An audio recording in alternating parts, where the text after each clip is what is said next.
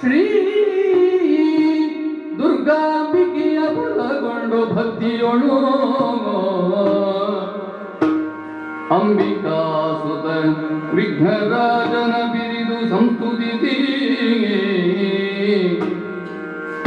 ಅಂಬುನಿಧಿಯಾತ್ಮಜೆಗೆ ಕೈ ಮುಗಿದು ಅಂಬುಜಾಸನ ವಾಣಿಯರ ಪಾದಾಂಬುಜಗೆ ಬಡ ಮಾಡುವುದವರ್ಣಿ ಬೇನಿ ಕಥಾಮೃತವ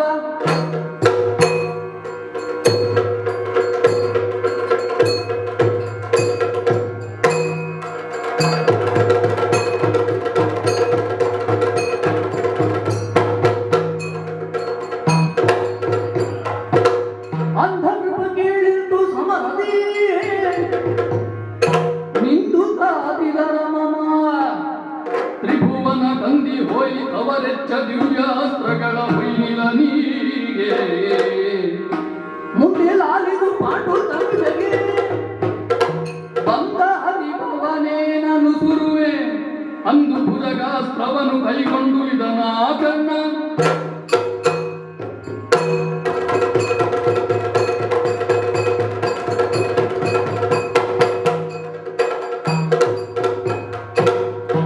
ಕರ್ಮಯೋಗಿಯಾದವ ಕಳೆದು ಹೋದ ಹಿಂದೆಯ ಬಗ್ಗೆ ಯೋಚಿಸುವುದಿಲ್ಲ.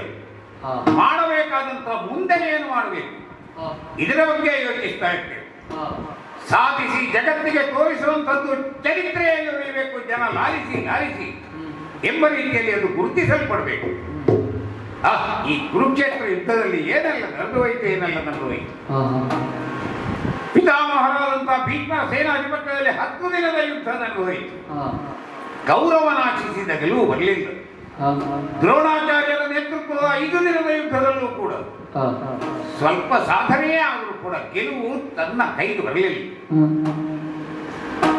ನಿನ್ನೆ ನನಗೆ ಪಟ್ಟಾಭಿಷೇಕವನ್ನು ಮಾಡಿದ ಕೌರವ, ಆದರೆ ನಾನು ಅಷ್ಟೇ ನಿನ್ನೆ ದಿನವೆಲ್ಲ ಸೋಲನ್ನೇ ಕಂಡದ್ದು ಹೊರತು ಗೆಲುವನ್ನು ಕಾಣಲಿಲ್ಲ. ಇಂದು 17ನೇ ದಿನದ ಯುದ್ಧಕ್ಕಾಗುವಾಗ ಸಾರಥಿಯಾಗಿ ಶಲ್ಯಭೂಪತಿಯನ್ನು ನನಗೆ ಒದಗಿಸಿಕೊಟ್ಟಿದ್ದಾರೆ. ವಿಜೃಂಭಿಸ್ತಾ ಇದ್ದೇನೆ. ಅರ್ಜುನನು ನನಗೂ ನೇರವಾದಂತಹ ಯುದ್ಧವೇ ಆರಂಭವಾಯಿತು. ಮಾತಿನ ತಿಕ್ಕಾಟ, ಬಡಿದಾಟ, ಪ್ರಯೋಗ ಪ್ರತಿಪ್ರಯೋಗದಿಂದ ಅಸ್ತ್ರಗಳ ಚೈತ್ಕಾರ ಇದೆಲ್ಲವೂ ರಣರಂಗದಲ್ಲಿ ನಡೆಯಿತು. ಸೋಲು ಗೆಲುವು ಯಾರಲ್ಲೂ ಒಂದು ಸ್ಥಾಯಿ ಆಗಲಿಲ್ಲ. ಇದು ಪರಿಣಾಮಕಾರಿ ಆಗಬೇಕು, ಪರ್ಯಾವಸಾನವನ್ನು ಹೊಂದಬೇಕು ಎಂಬ ಕಾರಣದಿಂದ ಗುರುಗಳಾದಂತಹ ಪರಶುರಾಮನನ್ನು ಮನಸ್ಸಿನಲ್ಲೇ ನೆನೆಸಿ ಬತ್ತಳಿಕೆಗೆ ಕೈ ಹಾಕಿದಾಗ ಉರಗಾಸ್ತ್ರ ಏನು ಏನಿದರ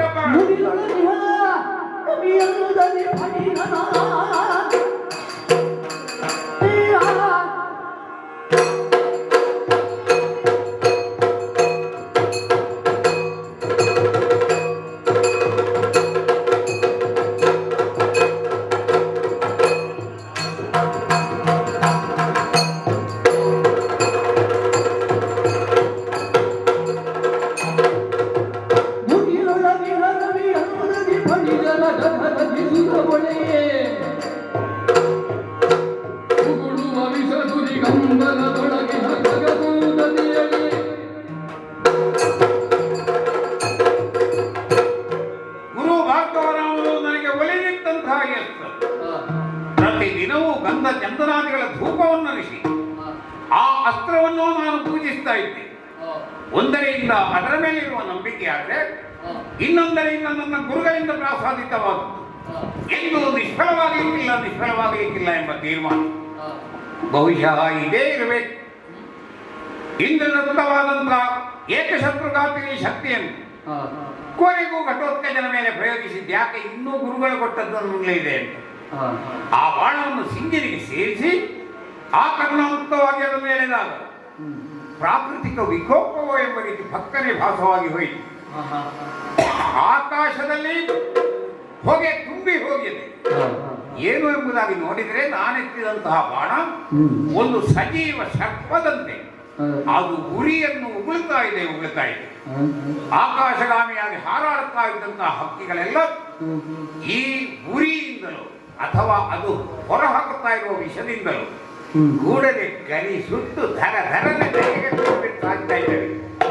ಹಾಗಾದ್ರೆ ಕೇವಲ ನಾನು ಅಂತದಿಂದ ಪೋಷಿಸಿದಂತಹ ಶಕ್ತಿಯಲ್ಲ ಈ ಬಾಣದಲ್ಲಿ, ಅದರಲ್ಲಿ ಸ್ವಯಂ ನಿಕ್ಷೇಪಿತವಾದಂತಹ ಯಾವುದೋ ಶಕ್ತಿ ಇದೆ. ಇಷ್ಟನ್ನು ನಾನು ಅರ್ಥ ಮಾಡಿಕೊಳ್ಳಬಹುದು. ಆಯ್ತು, ಕೌರವನ ಬಾಣಿನಲ್ಲಿದ್ದಂತಹ ಮುಗಿಲು ಹೋಗುವಂತಹ ಸಂದರ್ಭ ಬಂತು ಎಂಬುದಾಗಿ ಮನಸ್ಸು ಆನಂದದಿಂದ ಕುಣಿತಾ ಇದೆ. ಆಕಾಶದಲ್ಲಿ ಸೂರ್ಯನಿದ್ದರೂ ಮೋಡಗಳು ಒಂದು ಅಡ್ಡ ನಿಂತಾಗ ಒಮ್ಮೆಗೆ ನೆರಳಿನ ಉಪಾಧಿಯಲ್ಲಿ ಜಗತ್ತಿನಲ್ಲಿ ಭಾಸವಾಗ್ತದೆ. ಆದರೆ ಮಧ್ಯಾಹ್ನದ ಸೂರ್ಯನಿಗೆ ಆ ಮುಗಿಲೇನು ಅಡ್ಡವೇ ಅಲ್ಲ. ಯಾಕಂದ್ರೆ ಆ ಮುಗಿಲನ್ನು ಮೀರಿ ತನ್ನ ಕಿರಣಗಳನ್ನು ಹೊರಹಾಕುವಂತಹ ಶಕ್ತಿ ಪ್ರಖರನಾದಂತಹ ವಿಕ್ರಮನಿಗೆ ಇರ್ತದೆ. ಅದೇ ರೀತಿಯಲ್ಲಿ ನನ್ನ ಕೈಯಲ್ಲಿರುವಂತಹ ಈ ಬಾಣ ಕೌರವನ ಸೋಲೆಂಬ ಕತ್ತಲನ್ನು ದೂರ ಮಾಡಿ ಬಾಳಿನಲ್ಲಿ ಬೆಳಗನ್ನು ಕೊಡುವಂತಹ ಬಾಣ ಎಂಬುದು ಧೈರ್ಯವೇ ಆಗಿದೆ. ಇಂತಹ ಬಾಣವನ್ನು ಸಾಮಾನ್ಯವಾಗಿ ಹೂಡುವುದಲ್ಲ, ಬೇಕು ಆಡಂಬರ. ಆಡಂಬರದೊಳಗ ಬಾಣದ ಕುರಿ ನೋಡಿ ನರನಗಳಗೆ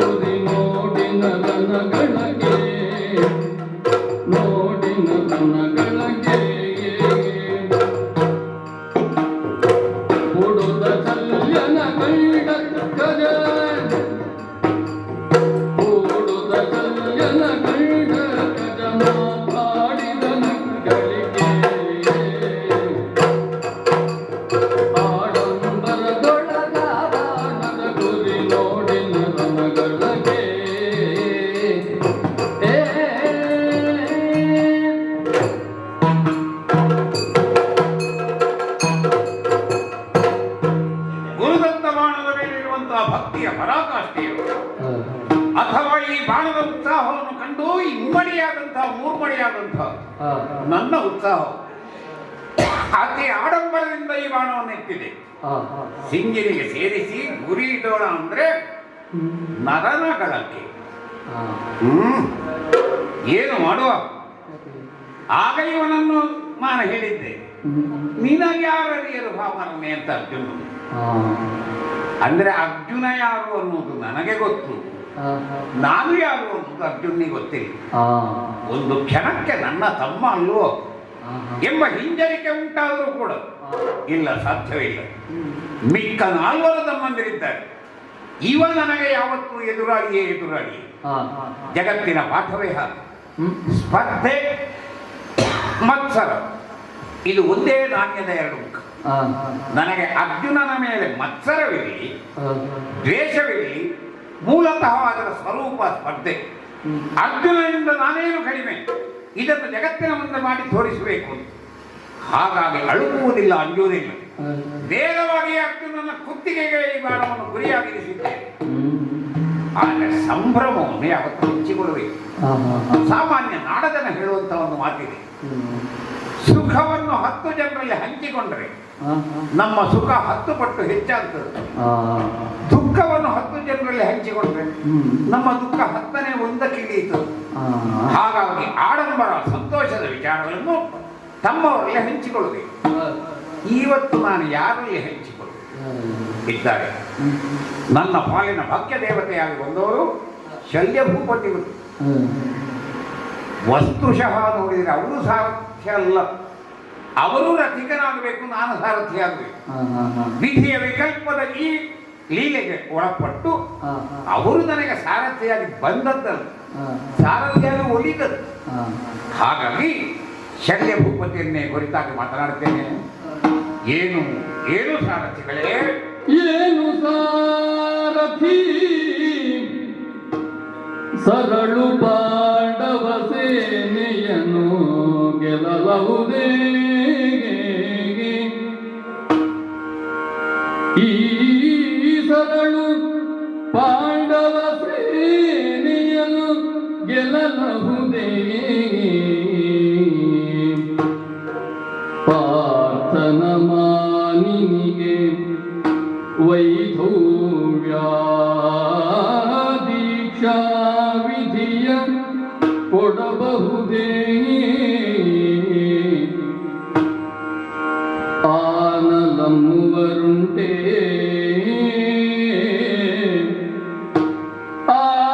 ಆನಲಮ್ಮುವರುಂಟೆ ನಿನಗಿದು ಸಾನುರಾಗವೇ ಬೇಳೆನಲು ರವಿ ಸೂನುವಿನ ಮೊಗ ನೋಡಿ ಮಾತ್ರಾಧೀಶ ನಿಂತೆಂದ ಏನು ಸಾರಥಿ ಆ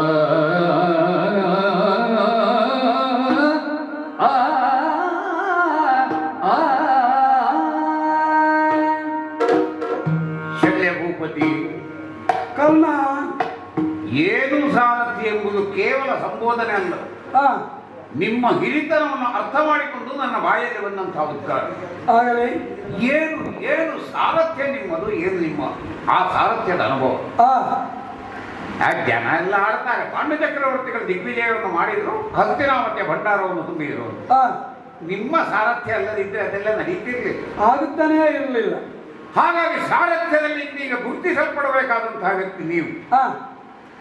ದೇವಲೋಕದ ಮಾತಲ್ಲಿಯೋ ಕೃಷ್ಣನ ಸಾರಥಿ ದಾರುಕನು, ಸ್ವಯಂ ಕೃಷ್ಣನು, ಇವರಿಂದಲೂ ಸರಿ ಮಿಗಿಲೆನಿಸುವಂತಹ ಸಾರಥ್ಯದ ಸಾಮರ್ಥ್ಯವನ್ನು ಹೊಂದಿದವರು ನೀವು. ಆದ ಕಾರಣ ಏನು ಸಾರಥಿ, ಏನು ಸಾರಥಿ ಅದೆಲ್ಲದಕ್ಕಿಂತ ನಿಮ್ಮ ಪ್ರಾಮಾಣಿಕತೆ ಮತ್ತು ನಿಖರತೆ, ಅದಕ್ಕೆ ಶರಣು. ಯಾಕೋ ಬೆಳಿಗ್ಗೆ ಸ್ವಲ್ಪ ನಾಳೆಗೆ ಹರಿಬಿಟ್ಟಿದ್ದೆ ನಾನು.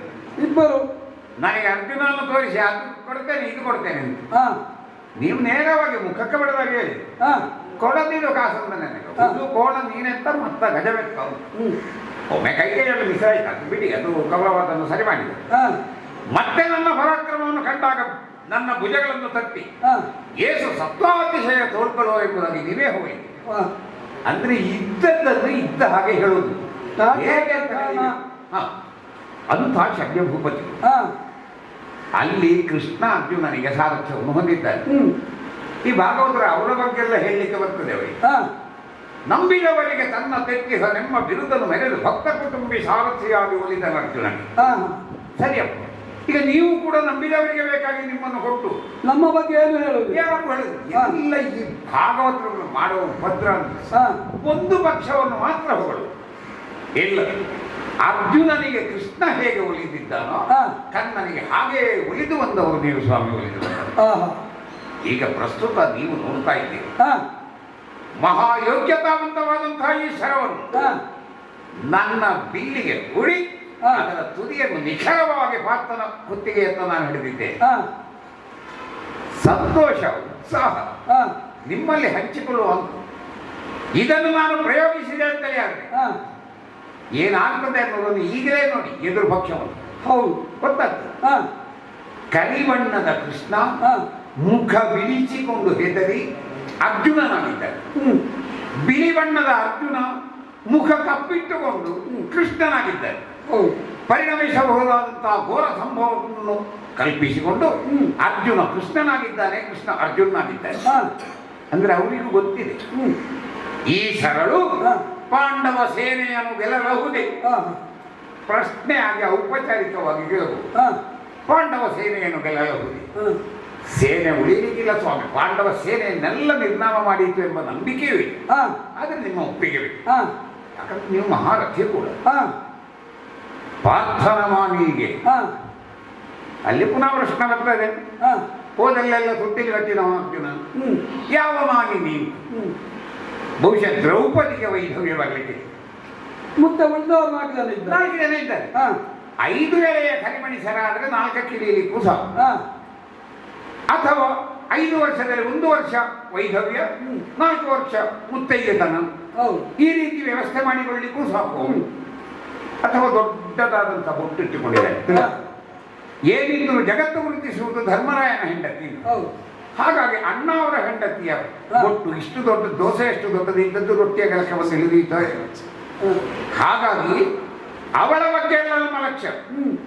ಸುಭದ್ರೆ ಅರ್ಜುನನ ಧರ್ಮಪತ್ನಿ, ಅರ್ಜುನನಿಗಾಗಿಯೇ ಮೀಸಲಾದವು ಹಾ ಅಂತಹ ಸುಭದ್ರೆಗೆ ಹಾ ಸ್ವಲ್ಪ ಮಾತಿನಲ್ಲಿ ಹಿರಿತನವೇ ಹಾ ವೈಧವ್ಯ ಸಾಕು, ಹಾ ವೈಧವ್ಯ ದೀಕ್ಷಾ ವಿಧಿ ಹಾ.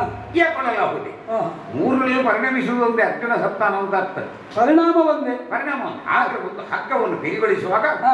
ಮುಟ್ಟು ಬಿರಿಗೊಳಿಸುವುದು, ಹೌದು. ಹಾಗಾದ್ರೆ ಬಲ ಹೆಚ್ಚಾಗ್ತದೆ. ಹಾ ಹಾಗೆ ಪ್ರಾರ್ಥನ ಮಾನಿನಿಗೆ ವೈಧವ್ಯ ದೀಕ್ಷಾ ವಿಧಿಯ ಕೊಡಲಾಗುವುದೇ ಹಾ ಅರ್ಜುನ ಸತ್ತಾನಲ್ಲೂ ಹ್ಮ್ ಆಗಲ್ಲ ಮೂವರುಂಟೆ. ಹಾ ನಮ್ಮಲ್ಲಿ ಹೇಳ್ತೇವೆ ಹಾ ಏಣಿಯನ್ನು ಗೋಡೆಗೆ ಆನಿಸಿದ್ದೆವು ಹೌದು. ಅಂದ್ರೆ ಬಗ್ಗಿಸಿತ್ತು, ಹಾ ಗೋಡೆ ಅದನ್ನು ಅಮ್ಮಿತು ಅಂದ್ರೆ ಹಾ. ಆಧರಿಸಿತು. ಆನಲ ಮೂವರುಂಟೆ ಅಂದ್ರೆ ಬೀಳ್ಲಿಕ್ಕಾಗುವಾಗ ಅದನ್ನು ಎತ್ತಿ ಹಿಡಿಯುವವರು ಯಾರಿದ್ದಾರೆ? ಇದ್ದಾರೆ.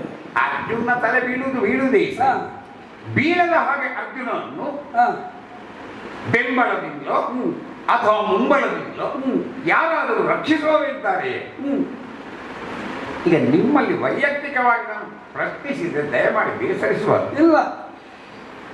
ಪಾಂಡವರಲ್ಲಿ ಒಗ್ಗಟ್ಟು ಹೇಗೆ ಅಂದ್ರೆ ಹಾ ಒಬ್ಬ ಸತ್ರೆ ಉಳಿದ 4 ಜನ ಆತ್ಮಹತ್ಯೆ ಮಾಡಿದ್ದಾರೆ. ಹಾ ಅಂತಹ ಒಂದು ಐಕ್ಯ ಅವರಲ್ಲಿ ನಾವು ಕಂಡದ್ದು. ಹೌದು. ಆವಾಗ ಅದರಲ್ಲಿ ನಿಮ್ಮ ತಂಗಿ ಮಾದ್ರಿ ದೇವಿಯ ಮಕ್ಕಳು ಹಾ ನಕುಲ ಸಹದೇವರು ಕೂಡಿಕೊಂಡಿರ್ತಾರೆ. ಹೌದು. ಅಂಥದ್ದೇನಾದರೂ ಆಗುವುದು ಹಾ ನಿಮಗೆ ಸಾಮೂಲಾಗುವೆ. ಓಹೋ. ಒಂದು ಭವಿಷ್ಯದ ಬಗ್ಗೆ, ಹಾ ಇನ್ನೊಂದು ಬಗ್ಗೆ ಈಗ ಭವಿಷ್ಯದ ಬಗ್ಗೆ ಯೋಚಿಸುವುದಿಲ್ಲ ಅಂತಲೇ ಹಾ ಅರ್ಜುನ ಸಾಯುವುದು, ಹಾ. ಸುಭದ್ರೆಗೆ ವೈಧವ್ಯ ಹೊಂದುವುದು, ಹಾ. ಯಾವುದಕ್ಕೆಲ್ಲದಕ್ಕೂ ಮಾಧ್ಯಮವಾಗಿ ಈ ಬಾಣ ಹಾ. ನಿಮಗೆ ಒಪ್ಪಿಗೆ ಭೂಪತಿ. ಕರ್ಣ ಹಾ ಕೈಯಲ್ಲಿ ಭುಜಗಾಸ್ತ್ರವನ್ನು ಹಿಡಿದು ನನ್ನಲ್ಲಿ ಪ್ರಶ್ನೆ, ಹೌದು ಏನು ಸಾರಥಿ ಸರಳು ಪಾಂಡವ ಸೇನೆಯನ್ನು ಕೊಲ್ಲಬಹುದೇ? ಹೌದು ಒಳಗಿನಿಂದ ಹೊರಗಿನ ನಿಲುವಲ್ಲಿ ದಾರ್ಷ್ಟ್ಯ, ಹಾ ಒಳಗಿಂದ ವಿಪ್ಲವ. ಹಾ ಸರಿಯಾದ ಉತ್ತರವನ್ನು ಕೊಡುವವರು ಯಾರು? ನಮ್ಮ ಸಾರಥಿ. ಅಂದ್ರೆ ನಿಷ್ಪಾಕ್ಷಿಕವಾಗಿ ಮಾತಾಡ್ಲಿಕ್ಕೆ ನಿಮ್ಮ ಹತ್ರ ಕಲಿಬೇಕು. ಯಾಕಂದ್ರೆ ಹಾ ಒಂದು ರೀತಿಯಲ್ಲಿ ಹೊಗಳುತ್ತಾ ಹೊಗಳುತ್ತಾ ಹಾ ನನ್ನನ್ನು ಬಹಳ ಎತ್ತರಕ್ಕೆ ಒಯ್ದಿಟ್ಟಿದ್ದಿ ನೀನು. ಸರಿ. ಆದ್ರೆ ಹಾ. ಎತ್ತರದಲ್ಲಿ ನಾನು ಇದ್ದೇನಂತ ಹಾ. ಉತ್ತರ ಕೊಡಬೇಕಾದ್ದು ಸಹಜ ದಾನಿ ನಿಮ್ಮೊಂದು ಮಾತು ಅಂದ್ರೆ ಮುತ್ತು. ಅಲ್ವೇ? ಹಾ. ಅದು ನಿನ್ನಂತವರಿಗೆ ಅರ್ಥ ಆಗ್ತದೆ, ಹಾ. ಕೆಲವರಿಗೆ ಅರ್ಥವೇ ಆಗುವುದಿಲ್ಲ. ಆ ಶಲ್ಯ ಒಬ್ಬೊಮ್ಮೆ ಏನು ಮಾತಾಡ್ತಾರೆ ಅಂತ ಗೊತ್ತಾಗುದಿಲ್ಲ ಅಂತ ಹೇಳ್ತಾರೆ. ಇಡೀ ಅರ್ಥ ಆಗದವರ ಟೀಕೆಗೆ ನಾವು ತಲೆಕೆಡಿಸುವದ್ದು. ಹೇಳುವವರು ಹೇಳಿಕೊಳ್ತಾರೆ ಬಿಡಿ. ಅಷ್ಟೇ. ರಣಾಂಗಣದಲ್ಲಿ ಬಂದು ನಿಂತು ಹಾ. ಬೆಳಗ್ಗಿನಿಂದ ಇಷ್ಟರವರೆಗಿನ ಯುದ್ಧ. ಹಾ ಬೆಳಗ್ಗೆ ಹೊತ್ತಿನಲ್ಲಿ ನನಗೂ ನಿನಗೂ ಆದಂತಹ ವಾದಗಳು. ಹೌದಪ್ಪ. ನೀನು ನನ್ನನ್ನು ಬೈದಿದ್ದಿ, ನಾನು ನಿನ್ನನ್ನು ತೆಗೆದಿದ್ದೇನೆ. ಹೌದಪ್ಪ. ವಾಗ್ವಾದದಲ್ಲೇ ನಮ್ಮ ಸಮಯ ಕಳೆಯಿತು. ಹಾ ಬರುತ್ತಾ ಬರುತ್ತಾ ಹಾ. ಕೃಷ್ಣಾರ್ಜುನರನ್ನು ಏಕರಥದಲ್ಲಿ ಕಂಡಾಗ ಹೌದು ನಮ್ಮ ನಿಲುವೇ ಬದಲಾಗಿ ಹೋಯಿತು. ಮತ್ತೆ ನಾವು ಹೌದು. ಹೌದು. ಆಗ ಒಂದು ಪ್ರಶ್ನೆ ಹಾ ನಾನು ಕೇಳಿದ್ದು, ಹಾ. ನೀವು ನನ್ನಲ್ಲಿ ಕೇಳಿದ್ದು, ಹಾ ಶಲ್ಯಭೂಪತಿಗಳೇ, ಹಾ ಕೃಷ್ಣಾರ್ಜುನರನ್ನು ನನ್ನನ್ನು ಕೊಂದಲು ಅಂತಾದ್ರೆ ಹಾ. ನೀವೇನು ಮಾಡ್ತೀರಿ ಅಂತ ಒಂದು ಪ್ರಶ್ನೆ ಕೇಳಿದ್ವಿ. ಹೌದು. ಆಗ ನಾನು ಕೊಟ್ಟ ಉತ್ತರ, ಹಾ ಏಕರತಿಯಾಗಿ ಕೃಷ್ಣಾರ್ಜುನರನ್ನು ನನ್ನ ಪ್ರಾಣ ಇರುವ ತನಕ ನಾನು ಕೊಲ್ಲುವುದಕ್ಕೆ ಪ್ರಯತ್ನ ಪಡ್ತೇನೆ ಅಂತ ಹೇಳಿದ್ದೀನಿ. ಪಕ್ಷನಿಷ್ಠ ಅಲ್ವೇ? ಆಮೇಲೆ ಹಾ ಬರುತ್ತಾ ಬರುತ್ತಾ ನಾವು ಹಾ. ನಮ್ಮದಾದಂತಹ ಧ್ಯೇಯ ಏನು? ಹಾ. ನಮಗೆ ಬೇಕಾದ್ದು ಕೌರವನ ಜಯ. ಹೌದು. ಕೌರವನಿಗೆ ಒದಗಿ ಬರುವಂತಹ ಜಯದ ಬಗ್ಗೆ ನಾವು ಲಕ್ಷ್ಯವನ್ನು ಕೊಡಬೇಕು. ಹೌದು. 1000 ಜನರು ಬರಲಿ ಹಾ ಅಥವಾ 100 ಜನರು ಬರಲಿ, ಹಾ ವಾಸುದೇವ ಸಹಸ್ರಾಣಿ, ಹಾ ಫಲ್ಗುಣಾಯ ಚ ಶತಾಯ ಚ ಹೌದು. ಅಹಂ ಹನಿಷ್ಯತಿ. ಹೌದು. ಇದನ್ನು ಹೇಳಿದವರು ನೀವು ಹಾ ಅಥವಾ ನಾವು. ಹಾ ಹಾಗಿದ್ದರೆ ಅದೇ ರೀತಿಯಲ್ಲಿ ನಾವು ನಡ್ಕೊಂಡು ಹೋಗಬೇಕಲ್ಲ. ಹೌದು. 1000 ಜನರೇ ಬರಲಿ, ಹಾ ಇವನ ಪಕ್ಷದ 100 ಜನರೇ ಬರಲಿ, ಹಾ ನಾವು ಅವರನ್ನು ಹೊಡೆದು ಉರುಳಿಸ್ತೇವೆ ಅಂತ ಹೇಳಿದವರು. ಹೌದು. ಧೈರ್ಯ ಬಹಳಷ್ಟು ತುಂಬಿದೆ. ಹಾ ಒಂದು ವೇಳೆ ನೀವು ನನ್ನನ್ನು ತಗೊಳ್ತಾ ಇದ್ರು ಹಾ ಅದಕ್ಕೆ ಮನಗೊಟ್ಟವನು ನಾನಲ್ಲ. ಯಾಕಂದ್ರೆ ನನ್ನ ದೃಷ್ಟಿ ಇದ್ದದ್ದು ಕೌರವನ ದೇಹದತ್ತ. ಹೌದು. ಆದರೆ ಹಾ ನೀವು ಕೇಳ್ತಾ ಇದ್ದಿ ಕಾರಣ ಹಾ ಆನಲಮ್ಮುವರುಂಟೆ, ಹೌದು. ಸಾನುರಾಗವೇ, ಹೌದು. ಎಲ್ಲವೂ ಸಾನುವಾಗವೆ. ಹ. ನೀನಂದ್ರೆ ಏನು? ಹ. ನೀನು ಭಾನುಜಾತನಲ್ವೇ? ಎಲಬಾನುಜಾತ ಕೇ ಅಸ್ತ್ರದ ಮಹಿಮೆಯ ನೆಲೆಯರಿಯದೆ ರೂಢಿದೆ ಕೇಳು ಆ ಆ ಆ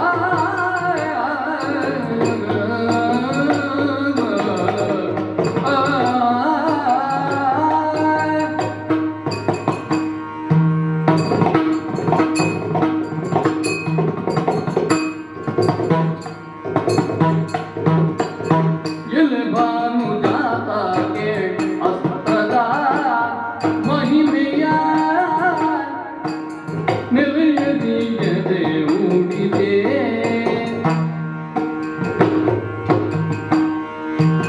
ನಳಿನಾಕ್ಷನಾಥನ ರಥದೊಳಗಿದೆ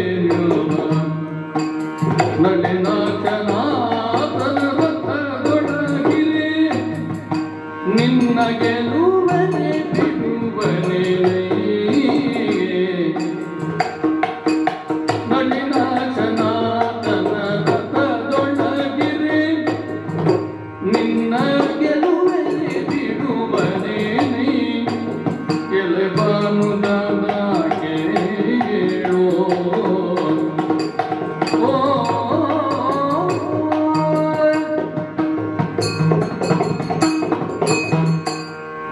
ಕರ್ಣ, ಸ್ವಾಮಿ. ನಿನ್ನನ್ನು ಯಾರು ಏನೇ ಹೇಳಲಿ, ಹ. ಸೂತ ಸುತ ಹೌದು, ಅಧಿರಥ ಸೂನು ಹೇಳ್ತಾರೆ. ಯಾರು ಬೇಕಾದ್ರೂ ಏನು ಹೇಳಲಿ, ಹ.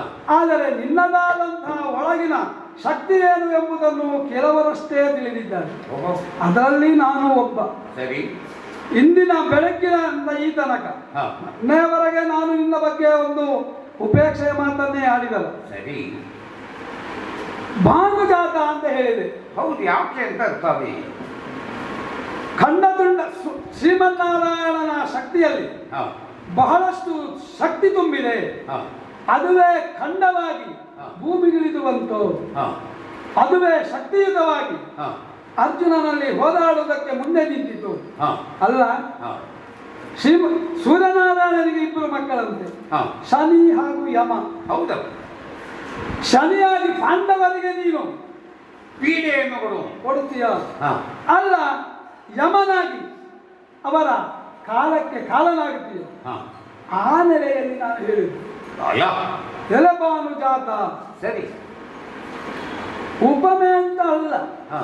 ಉಪಮೆ ಹೇಳುವಾಗ ಅದಕ್ಕೆ ಸರಿಯಾದ ಸಾಕ್ಷ್ಯ ಆಧಾರಗಳು ಬೇಕಾಗುತ್ತದೆ. ಹ. ಹೇಳಿದ್ರೆ ಅದು ಹೆಚ್ಚು ಕಡಿಮೆ ಇದ್ರೆ ಹ. ಅದನ್ನು ತಿದ್ದಿಕೊಂಡು ಹೋಗುತ್ತೆ ಅಂತ ನನಗೆ ಗೊತ್ತುಂಟು. ಹ. ಕಾರಣ ಹ. ನಳಿನಾಕ್ಷನಾಥನು ರಥದೊಳಗಿವೆ. ಕೃಷ್ಣ. ಕೃಷ್ಣ ಹ. 1000 ಕಣ್ಣುಗಳಿದ್ದಂತಹ ಯಾವ ತಾವರೆ ಹ. ಕೆಸರಿನಲ್ಲಿ ಹುಟ್ಟುತ್ತದೆ. ಹೌದು. ಸೂರ್ಯನು ಹುಟ್ಟಿದಾಗ ಹ. ತನ್ನ ದಳಗಳೆಲ್ಲ ವಿಕಸಿಸ್ತದೆ. ಹೌದು. ಎಲ್ಲ ಕಡೆಗೂ ತನ್ನ ದೃಷ್ಟಿಯನ್ನು ಪಸರಿಸ್ತದೆ. ನಿಜ. ಆ ರೀತಿಯಲ್ಲಿ ಹ. ಯಾಕೆ ಹೇಳಿದೆ? ಹ. ಇಷ್ಟರವರೆಗೆ ಆದಂತಹ ವಿಚಾರಗಳ ಬಗ್ಗೆ ನಾವು ಕೂಲಂಕುಷವಾಗಿ ಯೋಚನೆ ಮಾಡಿದರೆ ಹ. ನಿನ್ನ ಕಣ್ಣ ಮುಂದೆಯೇ ನಡೆದಂತಹ ಘಟನೆಗಳು. ಯಾವುದರ ಬಗ್ಗೆ ಹೇಳ್ತೀನಿ? 5 ಬಾಣವನ್ನು ನೀನು ಪ್ರಯೋಗ ಮಾಡಿದೆಯಲ್ಲ, ಹ. ಏನಾಯಿತು ಅದರ ಅವಸ್ಥೆ? 5 ಬಾಣಗಳು ಹೋಗಿ ಕೃಷ್ಣನ ಕವಚವನ್ನು ಕಚ್ಚಿದೆ ಹೊರತು ಹೌದು. ಏನಾದರೂ ಮಾಡುವುದಕ್ಕಾಯಿತು? ಎದೆ ಕೊಟ್ಟವ ಬೇರೆ, ಹಿಂದೆ ನಿಂತವ ಬೇರೆ. ಆ 5 ಶರಗಳು ಭೂಮಿಗೆ ಹಾರಿ ಹ. ಮತ್ತೆ ಚಂಗನ ಮೇಲೆ ನಗೆಯಿತು. ಹೌದು. ಆ ಕ್ಷಣಕ್ಕೆ ಹ. ಕೃಷ್ಣ ನಿರ್ದೇಶಿತನಾಗಿ ಹ. ಅರ್ಜುನನು 6 ಬಾಣಗಳನ್ನು ಹೂಡಿ ಹ. ಅವುಗಳನ್ನು ಮುಕ್ಕಡಿಯನ್ನಾಗಿ ಮಾಡಿದ. ಹ. ಹಾಗಿದ್ದರೆ ಆ 5 ಬಾಣಗಳು ಕೃಷ್ಣನನ್ನು ಮುಟ್ಟುವುದಕ್ಕಾಯಿತೆ? ಇಲ್ಲ. ಮುಟ್ಟುವುದಕ್ಕೆ ಆಗಲಿಲ್ಲ ಅಂತ ಆಗಿದೆ.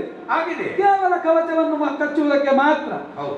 ಅವನ ಜೀವಕ್ಕೆ ಅಥವಾ ಅರ್ಜುನನಿಗೆ ಏನಾದರೂ ಮಾಡುವುದಕ್ಕೆ ಅವುಗಳಿಂದ ಸಾಧ್ಯ ಇಲ್ಲ. ಆದ್ದರಿಂದಲೇ ಹ. ಈ ಶರ, ಹ. ಈ ಈಗ ನೀನು ಸಂಧಾನ ಮಾಡಿದ್ಯಲ್ಲ, ಹೌದು. ಹೂಡಿದೆಯಲ್ಲ, ಹ. ಹೂಡಿದ ಶರ ಹ. ಯಾವ ರೀತಿ? ಹ. ಇಷ್ಟರವರೆಗೆ ಈಗ ಊರ್ಧ್ವಮುಖವಾಗಿರುವಂತಹ ಶರ ಹ್ಮ್. ಸರ್ಪಾಸ್ತ್ರ. ಹೌದು. ನೀನು ಹೇಳಿದ ಹಾಗೆ ಬೆಳಿಗ್ಗೆ ಚಂದನ ಚೂರ್ಣದಲ್ಲಿ ಪೂಜಿಸಿ ಮಂತ್ರಾಕ್ಷತೆಯಿಂದ ಅರ್ಚಿಸಿ ಹೌದು. ಅದನ್ನು ದಿನನಿತ್ಯ ನೀನು ಪೂಜಿಸ್ತಿದ್ದವ. ಹೌದು. ಅದೇ ಶರ ಅಂತ ಆದ್ರೆ ಹ. ಅದಕ್ಕೂ ತನ್ನದಾದಂತ ಒಂದು ಶಕ್ತಿ ಇದೆ. ಇದು ಹೌದು. ಕಾರಣ ಹ. ನೀನು ಈಗ ಹೂಡುವಂತಹ ಈ ಶರ ಹ. ಹೋಗುವಾಗ ಹ. ಹೋಗಿ ಮುಟ್ಟುವುದು ಎಲ್ಲಿಗೆ? ಅವನ ಕೇಳು. ಅಲ್ಲ, ಹ? ಮುಟ್ಟುವುದಿಲ್ಲ. ಅಲ್ಲ, ನಾನು ಅಲ್ಲಿಗೆ ಹೂಡಿ. ನೀನು ಇಟ್ಟದ್ದು ಹೌದು, ಹ. ಸರಿಯೇ. ಹ. ಆದರೆ ಕೊರಳಿಗೆ ಹಿಡಿದರೆ ಮಕುಟಕ್ಕೆ ತಾಗುವುದು ಹುಡುಗಾಗಿ ಬೆದರಿದರೆ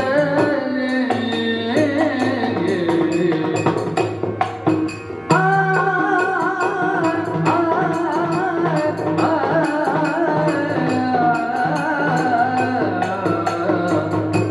ಆ,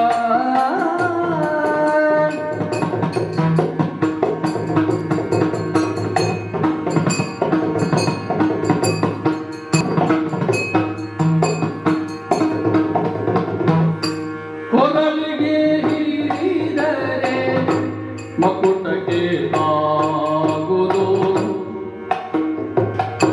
ಹುಡುಗಾಗಿ ಬೆದರಿದರೆ ಹುಡುಗಾಗಿ ಬೆದರಿದರೆ ಶಿರವ ಕತ್ತರಿಸುವುದಿಲ್ಲ ಬೀಗನೆ ಮರಳಿ ಕೊಡು ಎಂದನು ಶಿರವಾಗ ತೊರೆದು ಸಿದ್ಧತೆ ಗತಿಗೆ ಮರಳಿ ಕೊಡು ಎಂದನು ಕೊರಳಿಗೆ ಹಿಡಿದರೆ ಮಕುಟಕ್ಕೆ ತಾಗುವುದು ಹುಡುಗಾಗಿ ಬೆದರಿದರೆ ಆ, ಆ, ಆ,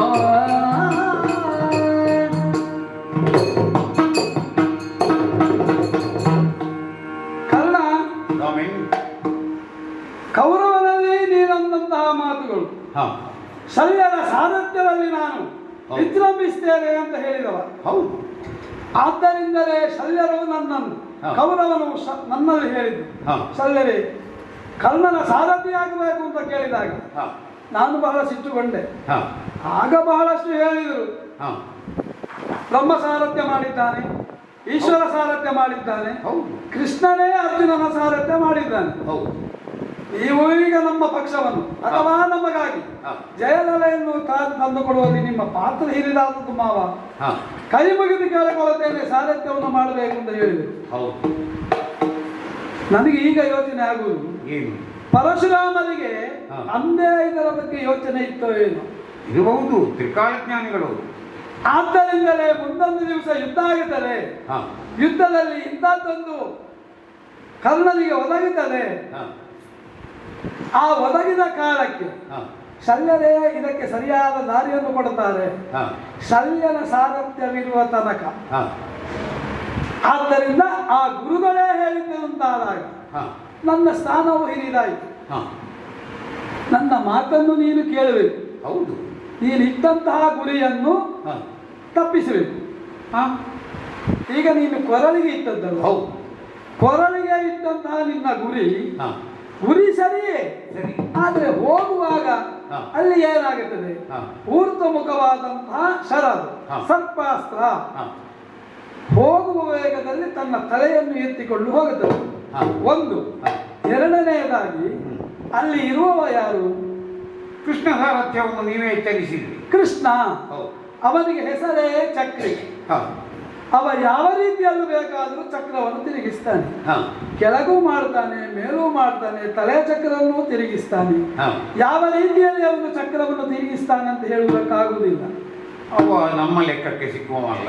ಅವನದಾದಂತಹ ಶಕ್ತಿ ಒಂದು. ಹ. ಮತ್ತ ಕುದುರೆಗಳಲ್ಲಿ ರಹಸ್ಯವಾಗಿರುವಂತಹ ಮಂತ್ರ ದೇವತೆಗಳು. ಹಾ. ರಥದಲ್ಲಿರುವಂತಹ ಮಂತ್ರ ದೇವತೆಗಳನ್ನು ಸಿದ್ಧಿಸಿಕೊಳ್ಳು. ಹೌದಪ್ಪ, ದೇವೇಂದ್ರ ದತ್ತವಾದ್ದು, ಅಗ್ನಿ ದತ್ತವಾದ್ದು, ಹೀಗೆ ಸಾರಥ್ಯ ಎನ್ನುವುದು ಕೇವಲ ಸಾರಥ್ಯ ಅಲ್ಲ. ಕುದುರೆ ಓಡಿಸುವವರು, ರಥ ಓಡಿಸುವ ಎಲ್ಲರೂ ಇರುತ್ತಾರೆ. ಅದರ ಬಗ್ಗೆ ಇರುವಂತಹ ನಿರ್ದಿಷ್ಟವಾದ ಮಂತ್ರಗಳು ಸಾಂಗೋಪಾಂಗವಾಗಿ ತಿಳಿದಿರಬೇಕು. ಅಶ್ವಹೃದಯ, ರಥಕಲ್ಪ ಇವುಗಳ ಬಗ್ಗೆ ಕೂಲಂಕುಷವಾಗಿ ತಿಳಿದವನು ಕೃಷ್ಣ. ನೀವು ಕಲ್ತಿದ್ದೀರಂತ. ಅವನು ತಿಳಿದಿದ್ದಾನಂತ ತಿಳಿದಿರುವುದರಿಂದಲೇ ನಾನು ಹೇಳುವುದು. ನೀವಿಬ್ರು ಒಂದೇ ಗುರುವಿನ ಶಿಷ್ಯರಲ್ವೋ ಸಂದೀಪನಿಯವರಿಗೆ? ನನಗೆ ಸ್ವಲ್ಪ ವರ್ಷ ಹೆಚ್ಚು ಕಲಿಬೇಕಾಯ್ತು.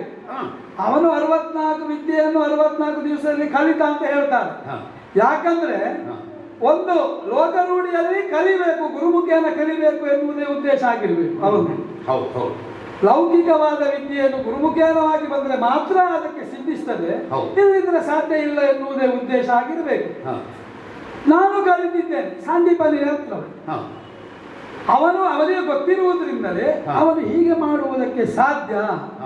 ಯಾಕಂದ್ರೆ ಇಲ್ಲಿಂದ ಹೋಗುವ ಕಾಲಕ್ಕೆ ಕ್ಷಿಪ್ರಾತಿ ಕ್ಷಿಪ್ರವಾಗಿ ಹೋಗುತ್ತದೆ. ಇಲ್ಲಿಂದ ಬಾಣ ಹೋಗುವ ಕಾಲಕ್ಕೆ ಆ ಕುದುರೆಯನ್ನು ಅಥವಾ ರಥವನ್ನು 5 ಅಂಗುಲ ತಗ್ಗಿಸುವುದಕ್ಕೂ ಶಕ್ಯ, 5 ಅಂಗುಲ ಏರಿಸುವುದಕ್ಕೂ ಕೃಷ್ಣ ಶಕ್ಯ. ಆದ್ದರಿಂದ ಈ ಗುರಿಯನ್ನು ನೀವು ಬದಲಿಸಿ ಉರಕ್ಕಾಗಿ ಬೆಸೆಸು, ಸಿದ್ಧಿಯಾಗಿ. ತಗ್ಗಿದ್ರು ಸಾಯ್ತಾನೆ, ಎತ್ತಿದ್ರು ಸಾಯ್ತಾನೆ. ಯಾಕಂದ್ರೆ ನಮ್ಮ ಊರಿನ ರಥವೇ ಅಲ್ಲ, ಅದರ ಶಿಲ್ಪ ಹೇಗುಂಟು ಅಂತ ನಮಗೆ ಗೊತ್ತಿಲ್ಲ. ಆದ್ರೆ ನಮಗೆ ಗೊತ್ತಿರುವುದರ ಬಗ್ಗೆ ಸರಿಯಾಗಿ ಗೊತ್ತಿದೆ. ಒಂದೇ ನಾಲಗೆಯೊಂದು ನಮ್ಮಲ್ಲಿ ಕುಟಿಲ ವಿದ್ಯೆಗಳೆಂದು ಕಂಡೈ ಶಲ್ಯ, ನಾವಡಿಯುವ ಧರ್ಮದಲ್ಲಿಗೆ ಇಂದು ಹೂಡಿದ ಅಂದವೇ ನೀನರಿ ಕೆಲಸಾರೆಂದು ಖಾತಿಯೊಳಂಬ ಕೊಟ್ಟನು ಕರ್ಣನಾಕ್ಷಣರಿ.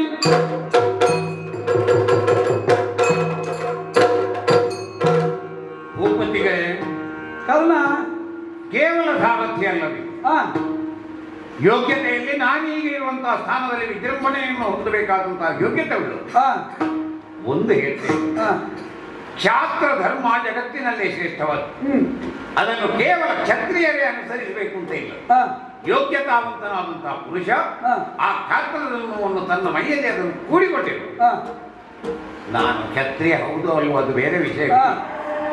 ಆದ್ರೂ ಕೂಡ ಕ್ಷಾತ್ರಿಯ ಪಂಥ ನನ್ನ ರಕ್ತ ನಾಡಿಗಳಲ್ಲಿ ಬೆಳೀತಾ ಇದೆ. ಕ್ಷತ್ರಿಯನಾದವ ಒಮ್ಮೆ ಹೂಡಿದಂತಹ ಬಾಣವನ್ನು ಗುರಿಯನ್ನು ಬದಲಾಯಿಸುವ ಕ್ರಮ ಬದಲಿಸಬಾರದು. ಬದಲಿಸಬಾರದು. ಯಾಕೆ? ಸಿಂಜನಿಗೆ ಸಂಧಿಸಿ ಒಂದು ಗುರಿಯನ್ನು ಹಿಡಿದು ಅದನ್ನು ಬದಲಾಯಿಸುವುದು ಅಂದ್ರೆ ಒಬ್ಬಳಲ್ಲಿ ವಿವಾಹವನ್ನು ನಿಶ್ಚಿತಾರ್ಥ ಮಾಡಿ ಮತ್ತೊಬ್ಬಳನ್ನು ಮದುವೆ ಆಗ್ತದೆ. ಅಂತಹ ಕೀಳುತನಕ್ಕೆ ನಾನು ಯಾವತ್ತೂ ಹೊರಡುವನಲ್ಲ. ಕೃಷ್ಣ ಅದು ಮಾಡಿ ಅನ್ನು ಇದು ಮಾಡಿ ಅನ್ನು ಇದಕ್ಕೇನು ಮಾಡುವುದು? ಕೃಷ್ಣನೊಬ್ಬ ಸಾರಥಿಯಾಗಿ ಏನು ಮಾಡಬಲ್ಲನೋ ಅದನ್ನೆಲ್ಲವನ್ನು ನೀವು ಮಾಡಬಲ್ಲಿ. ಹಾಗೆ ಅಂತ ಕೃಷ್ಣ ದೇವರಾಗಿ ಏನಾದ್ರೂ ಮಾಡ್ತಾನೆ ಅಂತ ಯಾರು? ನಿಮ್ಮಿಂದಲೂ ಸಾಧ್ಯ ಇಲ್ಲ, ನನ್ನಿಂದಲೂ ಸಾಧ್ಯ ಇಲ್ಲ. ಕೃಷ್ಣವರಿಗೆ ಬರಬೇಕಾದ ಅಗತ್ಯವೂ ಇಲ್ಲ. ಅಗತ್ಯವೂ ಇಲ್ಲ. ಹಾಗಾಗಿ ಕೃಷ್ಣ ಎಂಬುದಾಗಿ ಭಜನೆ ಮಾಡುವವರೆಲ್ಲ ನಾವು ವೈರಿಯಾದಂತಹ ಅರ್ಜುನನ ಸಾರಥಿಯಾದಂತಹ ಕೃಷ್ಣ ಅಷ್ಟಕ್ಕೆ ನಾವು ಲೌಕಿಕವಾಗಿ ಕೃಷ್ಣ. ಲೌಕಿಕವಾಗಿ ಕೃಷ್ಣ. ಒಂದು ವೇಳೆ 5 ಅಂಗುಲ ತಗ್ಗಿಸವಲ್ಲ ಅಂತಲೇ ನೀವು ಕೂಡ ನಮ್ಮ ರಥವನ್ನು 5 ಅಂಗುಲ ತಗ್ಗಿಸಬಹುದು. ಬೇಡ, ಅದಕ್ಕೂ ಒಪ್ಪಿಗಿಲ್ಲ. ಯಾಕಂದ್ರೆ ನಾನು ಇಟ್ಟಂತಹ ಗುರಿಯ ಮೇಲೆ ಆ ನಿಖರತೆ ನಂಬಿಕೆದನೇ ಇದೆ. ಸರ್ಪಮುಖಿಯಾದ ಶರ ಹೌದು, ಹಾಗೆಂದ ಮಾತ್ರಕ್ಕೆ ಅದು ಸರ್ಪವಾಗಿಯೇ ವರ್ತಿಸಿತು ಅಂತ ನನಗನಿಸುವುದಿಲ್ಲ.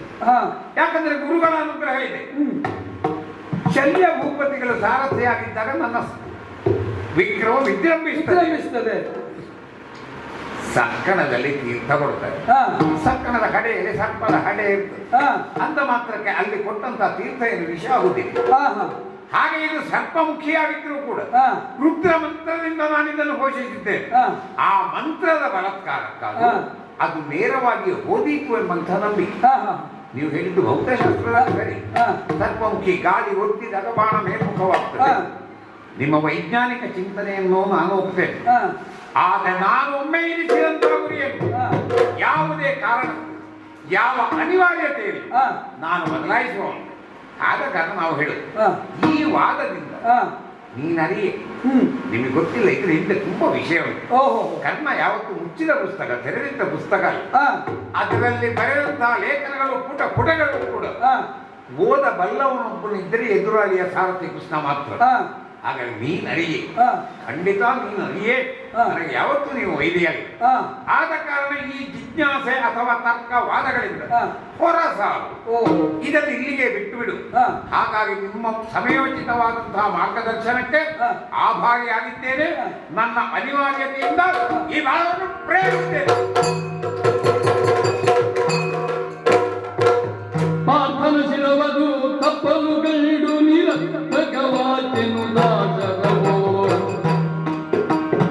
ಸ್ವತತಿ ಹೋಗಿಯೇ ಕಣ್ಣೊಳಗುದು ಯತ ವಿಚಾರದ ಮನವರಿಗೋ ಸತತನನುಯೇ ಕಣ್ಣನೊಳಗುದು ಯತ ವಿಚಾರದ ಮನವರಿರು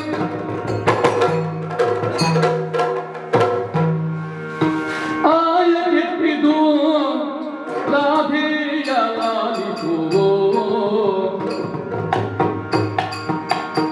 ಕೌಂತೆಯ ತಪ್ಪಿದ ಮೋಸವಾಗಿದೆ ನಿಂಬೆ ರಾಧೆಯ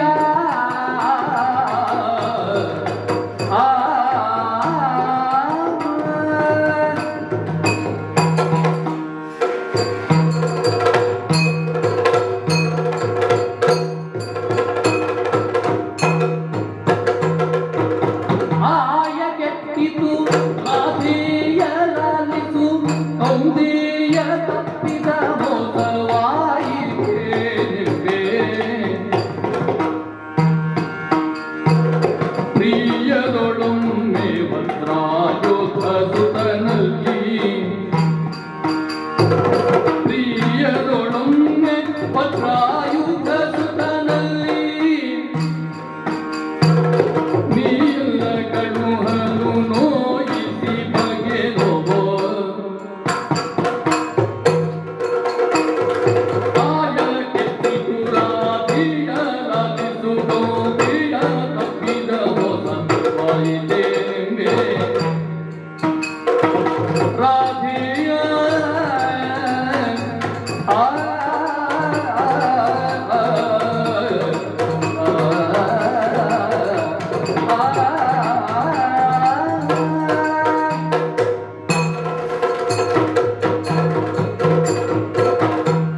ಭಾರತೀಯ ಕನ್ನಡನೇ,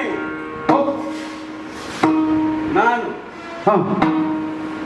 ನಿನ್ನ ಬಾಣವನ್ನು ಬಿಟ್ಟಾಗ ಇನ್ನೇನು ಅರ್ಜುನನ ಸ್ಥಿರ ಹೋಗಬೇಕಿತ್ತು. ಹೌದು, ನಾನು ಅರ್ಜುನ ಶಿರ ಉದುರುತ್ತದೆ ಅಂತ ಗ್ರಹಿಸಿದೆ. ಆಗಲಿ ನಾನು ಈ ರೀತಿ ಆಗ್ತದೆ ಅಂತ ಎಣಿಸಿರಲಿಲ್ಲ. ತಲೆಯ ಬದಲು ಕಿರೀಟವನ್ನು ತಂದಿದ್ದೇನೆ. ಓಹೋ, ಆಯ ತಪ್ಪಿತಲ್ಲ ಮಾರತಿ ಕರ್ಣನೇ. ಇನ್ನೊಮ್ಮೆ ಸಾರಿ ಮರಳಿ ನೀನೊಮ್ಮೆ ಪ್ರಯತ್ನ ಪಟ್ಟರೆ ಅರ್ಜುನನ ಶಿರ ಹೋಗಬಹುದೆಂಬುದು, ಅದರಲ್ಲಿ ನನ್ನಿಂದ ಸಹಾಯ ನಿನಗೆ ಆಗಬಹುದೆಂದು ಮರಳಿ ನಿನ್ನಲ್ಲಿ ಒಂದ್ಸಾರಿ ಯಾಚಿಸುತ್ತೇನೆ ಕರ್ಣನೇ. ಆಶ್ಚರ್ಯ. ನೋಡುತ್ತ ಕನ್ನ ಮನದೊಳಗರಿಗೊಂಡು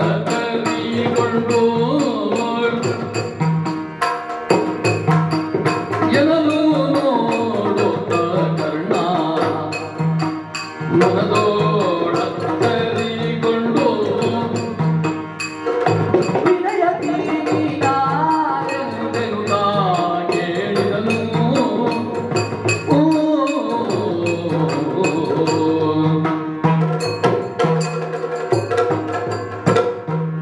ಆಶ್ಚರ್ಯವಾಗ್ತದೆ. ನಾನು ಬಿಟ್ಟಂತಹ ಬಾಣ ಪುನಃ ನನ್ನಲ್ಲಿಗೆ ಬಂದು ನನ್ನನ್ನು ಪುನಃ ತೊಡು ಅಂತಲೇ ಹೇಳ್ತದೆ. ಬಾಣ ಹೇಳಿದ್ದಕ್ಕಲ್ಲ ನನಗೆ ಆಶ್ಚರ್ಯ. ಕೆಲವು ದಿನಗಳ ಹಿಂದೆ ನನ್ನ ತಾಯಿ ಕುಂತಿದೇವಿ ಬಂದು ತೊಟ್ಟ ಬಾಣವನ್ನು ತೊಳೆದಿರುವಾಗ ತಿಳಿದು ಅಸಂಭವನೀಯ ಎಂಬುದಾಗಿ ಆಯ್ತಮ್ಮ ಅಂತಲೇ ಮಾತು ಕೊಟ್ಟೆ. ಇಂತಹ ಸಂಭವನೀಯತೆಯನ್ನು ನನ್ನ ತಾಯಿಯೂ ನನ್ನಲ್ಲಿ ಕಂಡುಕೊಂಡಿಲ್ಲ. ಹಾಗಾಗಿ ಇದೊಂದು ಸಾಮಾನ್ಯ ಬಾಣವಲ್ಲ. ಅಲ್ಲವಾದರೆ ಅರ್ಜುನನ ರಕ್ಷಣೆಗೆ ತಾಯಿ ಕುಂತಿದೇವಿ ಅಷ್ಟು ಪ್ರಯತ್ನಿಸ್ತೇವೆ. ನೋಡುವ ಇವನ ಬಾಯಿ ಬಿಡಿಸು. ಅಯ್ಯ, ನಿನ್ನಲ್ಲಿ ವಿನಯದಿಂದ ಕೇಳಿಕೊಳ್ಳುವುದು. ಸಾಮಾನ್ಯ ಒಬ್ಬ ಸರ್ಪನಿಗೆ ಇಂತಹ ಶಕ್ತಿ ಬರಲಿಕ್ಕೆ ಸಾಧ್ಯ ಇಲ್ಲ. ಅರ್ಜುನನ ಕಿರೀಟವನ್ನು ತಾಯಿ ಕಿರೀಟವನ್ನು ಹೊತ್ತುಕೊಂಡು ಮಾತನಾಡಬಲ್ಲಂತಹ ನಾಗನಾಗಿ ನೀನು ಬಂದಿದ್ದಿ. ಅತ್ಯಂತ ಗೌರವದಿಂದ ಮಾತನಾಡ್ತಿದ್ದಿ. ನೀನು ಯಾರಪ್ಪ? ಏನು ನಿನ್ನ ವಿಷಯ? ನನ್ನ ಪರಿಚಯ ಆಗಲಿಲ್ಲ. ಇಲ್ಲ. ಅನಿಮಿಷ ಜ್ಞಾನ ವನದೇರಿಕೊಂಡಿದ್ದ ಗಣದ ಸ್ವಸೇನ ಸರ್ಪನು ತಾನಿನಲೇ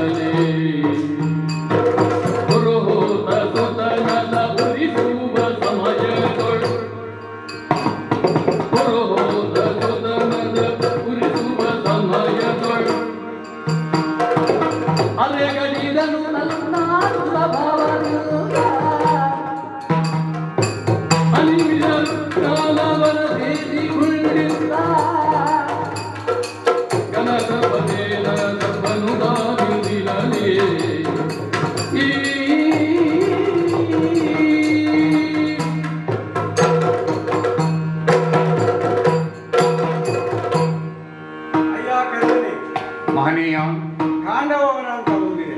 ಕೇಳಿದ್ದೇನೆ. ದೇವತೆಗಳ ನಾಡು. ಹೌದು. ಅಲ್ಲಿ ವಾಸಿಸಿದ ನಾವು ಸರ್ಪ ಜನಾಂಗದವರು. ಅದು ಇಂದ್ರನವನ ಅಂತ ನಾವು.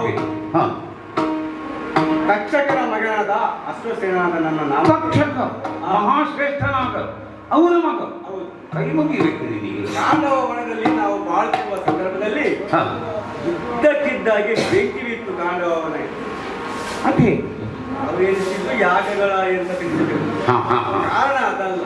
ಮತ್ತೆ ಅಗ್ನಿಗೆ ಬಂದಂತ ಉದರ ವೇಳೆಯಿಂದಾಗಿ ಹಾ, ನಮ್ಮ ಕಾಂಡವ ವನದಲ್ಲಿದ್ದಂಥ ಎಲ್ಲ ಧನ್ವಂತರಿಗಳ ಔಷಧಿಗಳ ಕೇಂದ್ರವಾಗಿದ್ದನ್ನ ಹಾ, ದಹಿಸಿ ಹಾ, ಅವನ ರೋಗ ನಿವಾರಣೆ ಆಗಬೇಕೆಂಬುದು ಕೃಷ್ಣಾರ್ಜುನರ ಅಪೇಕ್ಷೆಯಾಗಿತ್ತು. ಸರ್ವಭಕ್ಷಕನಾದಂತಹ ಅಗ್ನಿಗೆ ಅತೀರ್ಣವನ್ನು. ಹೌದು. ಅದಕ್ಕೆ ಔಷಧಿ ಈ ಕಾಂಡವನವನ್ನು ನಮ್ಮ ಕಾಂಡದ್ದು ಎಲ್ಲರೂ ಸೇರಿ ಹಾ, ಅದನ್ನು ದಹಿಸಿ ಬಿಡಬೇಕಂತ ಕೃಷ್ಣನ ಅಪ್ಪನೆ ಆಯ್ತಂತೆ ಅರ್ಜುನನಿಗೆ. ಹಾ, ಏನು ಮಾಡೋಣ, ಹಾ, ಬದುಕಿ ಬಾಳಬೇಕಾದಂತ ನಮ್ಮ ನಾಡು ಹಾ, ಕಣ್ಣ ಮುಂದಲೇ ಉರಿತಾ ಇದೆ ಅಂದಾಗ ಹಾ, ನಾವು ಹೇಗಾದ್ರೂ ಪಾರು ಮಾಡಬೇಕಂತ ನಮ್ಮ ತಾಯಿ ಹಾ, ಹಾ, ನನ್ನನ್ನು ಎತ್ತಿಕೊಂಡು ಹಾ, ಆಕಾಶಕ್ಕೆ ನೆಗೆ ಹೊತ್ತಿನಲ್ಲಿ ಹಾ, ನಾವು ಬದುಕಿ ಬಾಳಬಾರದು ಏನು. ಹಾ. ಅಲ್ಲೇ ನಮ್ಮ ಅರ್ಜುನ ಬಾಣ ಬಿಟ್ಟ. ಛೇ, ಛೇ, ಹಾ, ಬಾಣ ಬಿಟ್ಟ ಸಂದರ್ಭದಲ್ಲಿ ಹಾ, ನನ್ನ ಬಾಲವು ಅರ್ಧ ಹೋಯಿತು, ಹಾ, ತಾಯಿಯ ಶಿರವು ನನ್ನ ಕಣ್ಣ ಮುಂದೆ ಹೋಯಿತು. ಛೇ, ಛೇ, ಹಾ, ಅಲ್ಲಿಂದ ಅಂಟಿಕೊಂಡ ನನಗೆ ದ್ವೇಷ, ಹಾ, ಅದೊಂದು ಉದ್ದೇಶವಾಗಿ ಹಾ, ಅದೆಷ್ಟೋ ಊರು ನಾಡಲಿ ನಾನು ಕಾದು ಬೇಡಿದೆ. ಹಾ, ಈ ಅರ್ಜುನವನ್ನು ಕೊಲ್ಲಬೇಕೆಂಬುದು, ಹಾ, ಇದಕ್ಕೆ ಸರಿಸಮಾನವಾದಂಥ ಒಬ್ಬ ವ್ಯಕ್ತಿ ನಮ್ಮಲ್ಲಿ ಬೇಕು. ಹಾ, ಯಾರು ಬೋದು ಅದಕ್ಕೆ ಮುಂದೆ ಬರುವವರು ಯಾರು ಇಲ್ಲ ಕರ್ಣ. ಅರ್ಜುನನ ವೈರ ಕಟ್ಟಿಕೊಳ್ಳಿಕ್ಕೆ ಸಾಮಾನ್ಯ ಯಾರು ಸಿಗಲಿಕ್ಕಿಲ್ಲ. ಹಾಗಾಗಿ ಹಾ. ಲೋಕದಲ್ಲಿ ಬಂದಂತ ಮಾತು, ಹಾ, ಅರ್ಜುನನ್ನು ಎದುರಿಸಬಲ್ಲೊಬ್ಬ ಇದ್ದನೇ ಹಾ, ಅದು ದಾನಶೂರ ಕರ್ಣನೆ, ಅಂದರೆ ನೀನು ಮಾತ್ರ ಸಾಧ್ಯ ಅಂತ ತಿಳಿದೆ. ಹಾ, ಹಾ, ಹಾ, ಏನ್ ಮಾಡೋದು, ಹಾ, ಇಲ್ಲಿಯ ಯುದ್ಧ ಪರಿಕರಣ ನೋಡಿಕೊಂಡು ಹಾ, ನೋಡ್ತಾ ನೋಡ್ತಾ ಇದ್ದಾಗ ಹಾ. ಇನ್ನೇನು ಯುದ್ಧ ಮುಗಿಯುತ್ತದೆ, ಹಾ, ಅರ್ಜುನನ ಶೀಲ ಹೋಗ್ತದೆ ಅಂದಾಗ ಹಾ, ಈ ಗುರಿ ಹೇಗೆ ತಪ್ಪಿತು ಎನ್ನುವುದು ನನಗೆ ಆಶ್ಚರ್ಯ. ಹಾ, ನೀ ತೊಟ್ಟ ಗುರಿ, ಹಾ. ನೀನಿಟ್ಟ ಗುರಿ ಹಾ, ಅದು ತಪ್ಪಲಿಲ್ಲ. ಹಾ. ಎಲ್ಲಿಯೋ ಒಂದು ತಪ್ಪಿ ಹೋಯ್ತು ಎಂಬುದು ನನಗೆ ಆಶ್ಚರ್ಯವಾಗ್ತದೆ. ನಾವು ತಪ್ಪಿದ್ದಲ್ಲ, ಯಾರೋ ತಪ್ಪಿಸಿದ್ರು. ಏನೋ ಇರಬಹುದು. ಹಾ. ಅದಕ್ಕಾಗಿ ಹಾ. ಆ ಕಿರೀಟವನ್ನು ಹೊತ್ತುಕೊಂಡು ಹಾ. ಆ ಬಾಣದಲ್ಲಿದ್ದ ನಾನು ಹಾ, ಇನ್ನೊಮ್ಮೆ ನಿನ್ನಲ್ಲಿ ಯಾಚಿಸ್ತೇನೆ. ಏನು? ಆ ಬಾಲಕ ಇನ್ನೊಂದು ಕೊಟ್ಟರೆ ಹಾ. ಮರಳಿ ನೀನು ಕೊಟ್ಟರೆ ಹಾ. ಅದರಲ್ಲಿ ನಾನು ಸೇರಿಕೊಂಡು ಅರ್ಜುನನ ಶಿರವನ್ನು ಛೇದನ ಮಾಡಿಬಿಟ್ಟೆ. ಆಗ ನೀನು ಕೇಳಿದಾಗ ವಿನಯದಿಂದ ಬೆಸಗೊಂಡೆ. ಆ, ಈಗ ಕೇಳಿದರೆ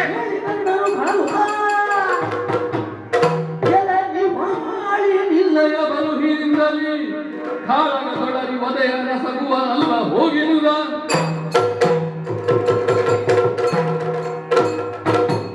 ಆಗ ನಿನ್ನನ್ನು ಗೌರವದಿಂದ ವಿನಯದಿಂದ ಬೆಸಗೊಂಡೆ. ಕೇಳಿದ್ರಿಂದ ಕೇಳುವಿಕೆ ಅಂದ್ರೆ ಅದು ಮಿತಿ ಮೀರ್ತಾ ಇದೆ. ಪುನಃ ನಿನ್ನನ್ನು ಕೊಡಬೇಕಾದಷ್ಟು ಬಡತನ ನನಗೆ ಬರಲಿಲ್ಲ. ಪುನಃ ಅಂದ್ರೆ ನೋಯಿಸಿ ಬಿಡುವೆ. ಏನು ಅರ್ಜುನನ್ನು ಕೊಲ್ಲುವ ನೀನು ಅಥವಾ ನಿನ್ನಿಂದಾಗಿ ಅರ್ಜುನನ್ನು ಕೊಂದು ನಾನು ಹೆಗಲ್ತೆಯನ್ನು ಹೊಡಿಬೇಕು? ನೀವಾಳಿ ನಡೆಯುತ್ತದೆ. ಕೇಳಲ ನುಡಿಗೊಲಿದೋ ಶಲ್ಯನು ಕೀಳು ಮಾಡದಿರ ಕಡಾಯ ಬಾಣವ ಮೇಳವಿಸಿ ನೀ ತೊಡುವುದೆನಲ ರವಿಜನಿಂದ ಕೀಳು ಮಾಡದಿರು. ಕರ್ಣ, ಭೂಪತಿಗಳೇ, ಅಯಾಚಿತವಾಗಿ ಬಂದಂತಹ ಸಂಪತ್ತು, ಬಡವನೊಬ್ಬನಿಗೆ ಸಂಪತ್ತು ಬಂದರೆ ಏನಾಗುತ್ತದೆ, ಯಾವ ರೀತಿಯಲ್ಲಿ ವಿನಿಯೋಗ ಮಾಡಬೇಕು ಎನ್ನುವ ಆಲೋಚನೆ ಅವನಲ್ಲಿ ಹುಟ್ಟಿಕೊಳ್ಳುತ್ತದಂತೆ. ಒಮ್ಮೆಲೆ ಖರ್ಚು ಮಾಡಿದರೆ ನಾಳೆಗೆ ಏನು ಉಳಿದೀತು ಎನ್ನುವ ಜಿಜ್ಞಾಸೆ ಅವನಿಗೆ. ಆದರೆ ಇಂದು ನಿನಗೆ ಸಿಕ್ಕಿದಂತಹ ಸಂಪತ್ತನ್ನು ವಿನಿಯೋಗಿಸುವಲ್ಲಿ ನೀನು ಸಮರ್ಥನೆ ಆದೆ. ಆದರೆ ಏನಾಯಿತು? ನೀನು ತಟ್ಟಂತಹ ಗುರಿ ತಪ್ಪಿ ಅವನ ಕಿರೀಟ ಬಂತು. ಇದು ಸರಿಯಾಗಿ ಹೋಗಲಿಲ್ಲ ಅಂತ ನಾನು ತಪ್ಪಿದ್ದಲ್ಲ. ಕಿರೀಟವನ್ನೇ ಹೊತ್ತುಕೊಂಡು ಬಂತು. ಕಿರೀಟಿ ಎಂಬ ಹೆಸರೋಯ್ತು ನಮನಾಮಾಂಕಿತನಾದ. ಯಾವ ಬ್ರಹ್ಮ ಕೊಟ್ಟಂತಹ, ದೇವೇಂದ್ರ ಕೊಟ್ಟಂತಹ ಕಿರೀಟಿಯ ಕಿರೀಟವನ್ನೇ ಕಟ್ಟಿಕೊಂಡು ಬಂದಿದೆ. ಹೌದು. ತಾನು ಹೇಳುತ್ತದೆ, ನಾನು ಅಂತಿಂತವನಲ್ಲ, ಐರಾವತ ವಂಶದವನು ನಾನು, ತಕ್ಷಕನ ಮಗ. ಹೌದು. ನನ್ನನ್ನು ಇನ್ನೊಬ್ಬ ಪ್ರಯೋಗ ಮಾಡು. ನೀನು ಪ್ರಯೋಗ ಮಾಡಿದಿ ಅಂತಾದ್ರೆ ಅರ್ಜುನನ ಶಿರವನ್ನು ಕತ್ತರಿಸುವಲ್ಲಿ ನಾನು ಸಾರ್ಥಕ್ಯತೆಯನ್ನು ಪಡೆಯುತ್ತೇನೆ. ನಿನಗೂ ಅರ್ಜುನನ ನಿರ್ದೇಶ, ಅವನಿಗೂ ಅರ್ಜುನನ ನಿರ್ದೇಶ, ಇಬ್ಬರೂ ಸೇರಿ ಅವನ ಅರ್ಜುನನ ತಲೆಯನ್ನು ತೆಗೆದರೆ ನಿನಗೆ ನಷ್ಟ ಆಗುವುದು. ಹೂಡು ಇನ್ನೊಂದು ಹೂಡು, ಕೀಳು ಮಾಡಬೇಡ ಅವನನ್ನು. ಮಾತ್ರಾವತಿ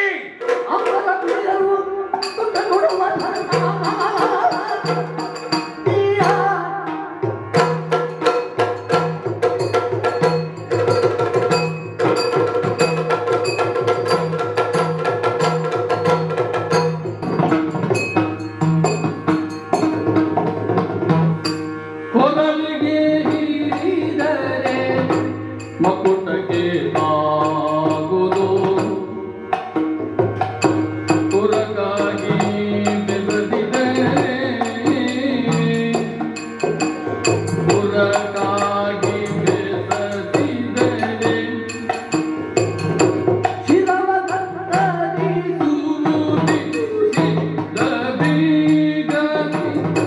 ಮಗನಿ ಕೊಡು ಎಂದನು.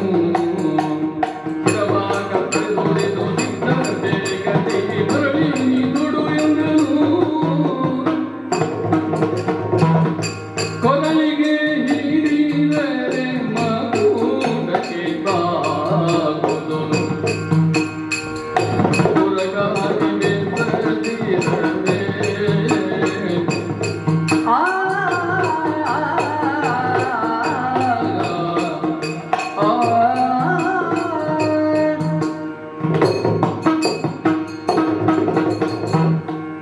ಕರ್ಣ, ಸ್ವಾಮಿ, ಕೌರವರಲ್ಲಿ ನೀನಂತಹ ಮಾತುಗಳು ಶಲ್ಯರ ಸಾರಥ್ಯದಲ್ಲಿ ನಾನು ವಿಜೃಂಭಿಸ್ತೇನೆ ಅಂತ ಹೇಳಿದವ.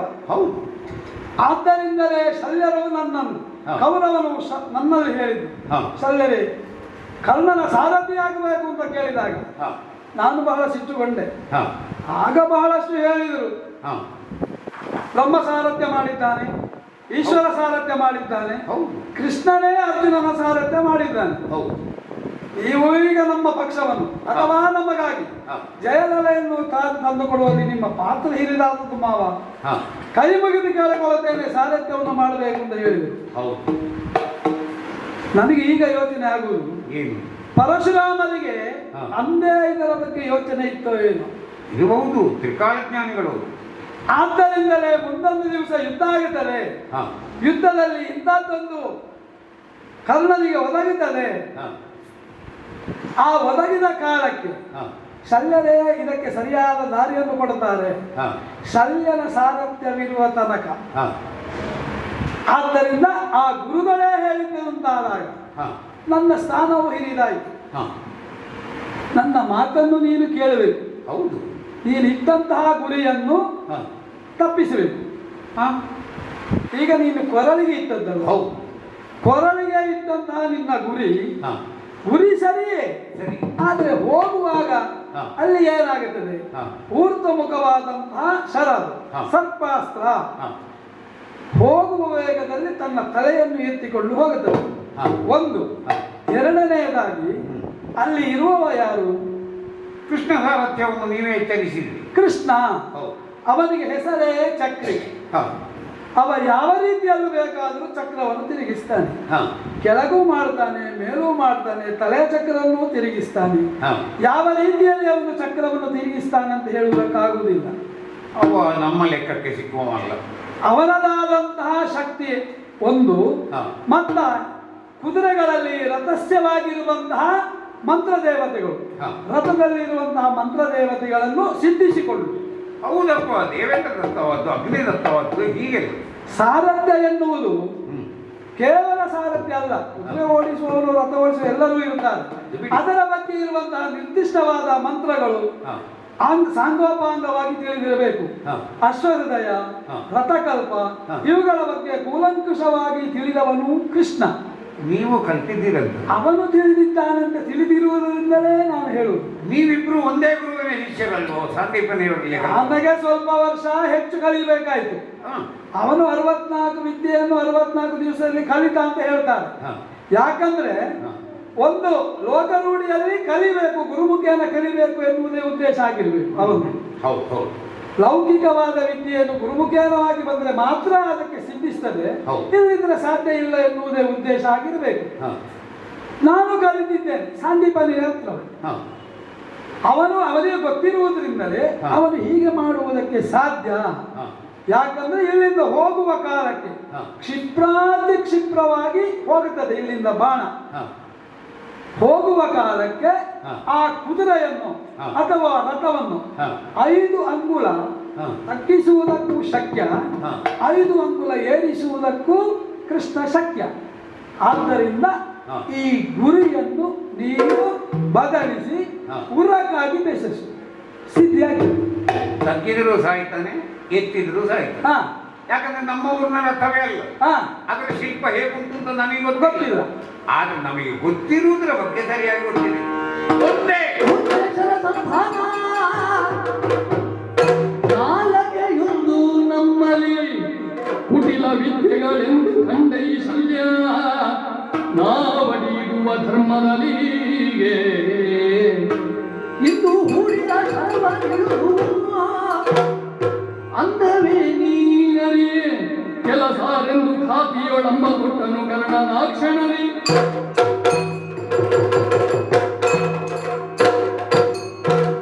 ಭೂಪತಿಗಳೇ, ಕರ್ಣ ಕೇವಲ ಸಾಮರ್ಥ್ಯ ಅಲ್ಲವೇ, ಯೋಗ್ಯತೆಯಲ್ಲಿ ನಾನೀಗ ಇರುವಂತಹ ಸ್ಥಾನದಲ್ಲಿ ವಿಜೃಂಭಣೆಯನ್ನು ಹೊಂದಬೇಕಾದಂತಹ ಯೋಗ್ಯತೆ ಉಳ್ಳು.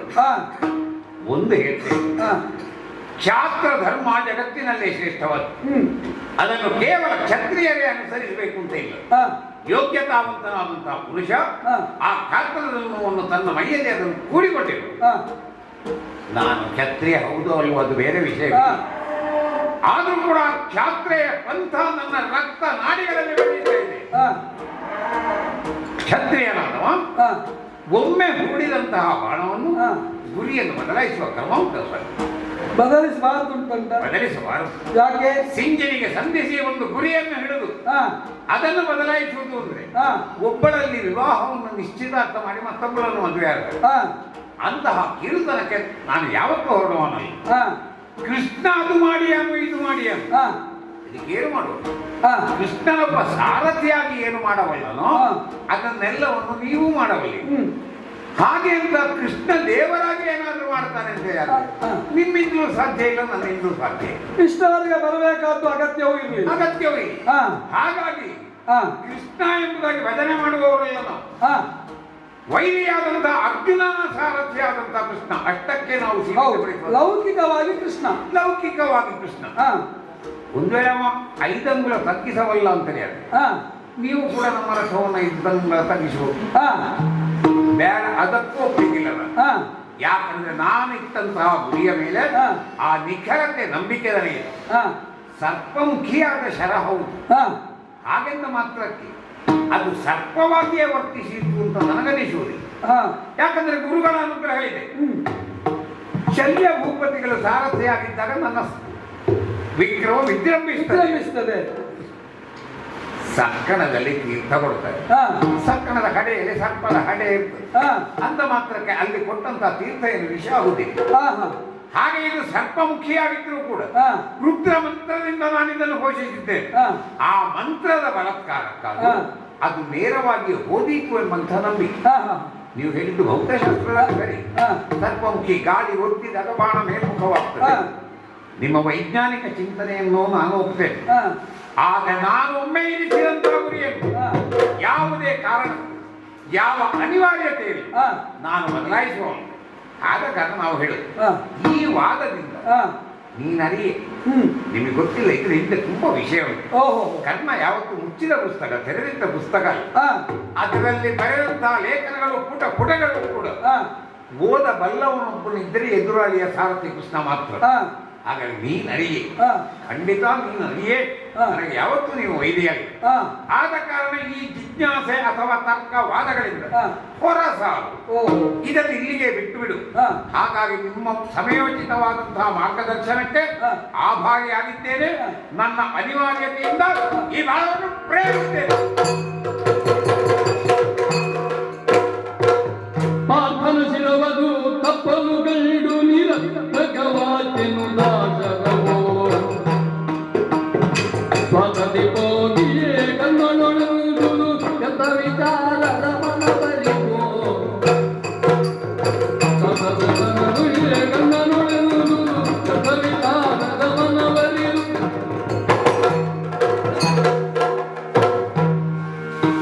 ಆಯ ಎಪ್ಪಿದು ರಾಧೆಯ ಲಾಲಿಸುವೋ ಕೌಂತೆಯ ತಪ್ಪಿದ ಮೋಸವಾಗಿದೆ ಎಂಬೆ ರಾಧೆಯ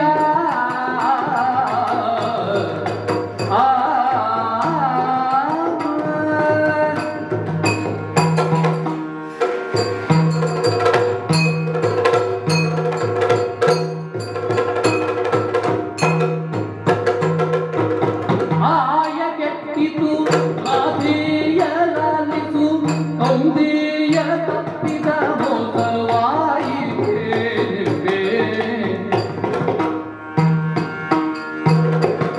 ಪ್ರಿಯದೊಡೊಮ್ಮೆ ಭದ್ರಾಯೋಧ ಸುತನಲ್ಲಿ ಪ್ರಿಯದೊಡೊಮ್ಮೆ ಭದ್ರಾಯುಧ ಸುತನಲ್ಲಿ ನೀಲ ಕಳುಹಲು ನೋಯಿಸಿ ಬಗೆದೋ ಆಯ ಕೆಟ್ಟಿತು ರಾಧಿಯ ಲಾಲಿಸು ಗೋಪಿಯ ತಪ್ಪಿದ ಮೋಸವಾಯಿತೆಂಬೆ ರಾಧಿಯ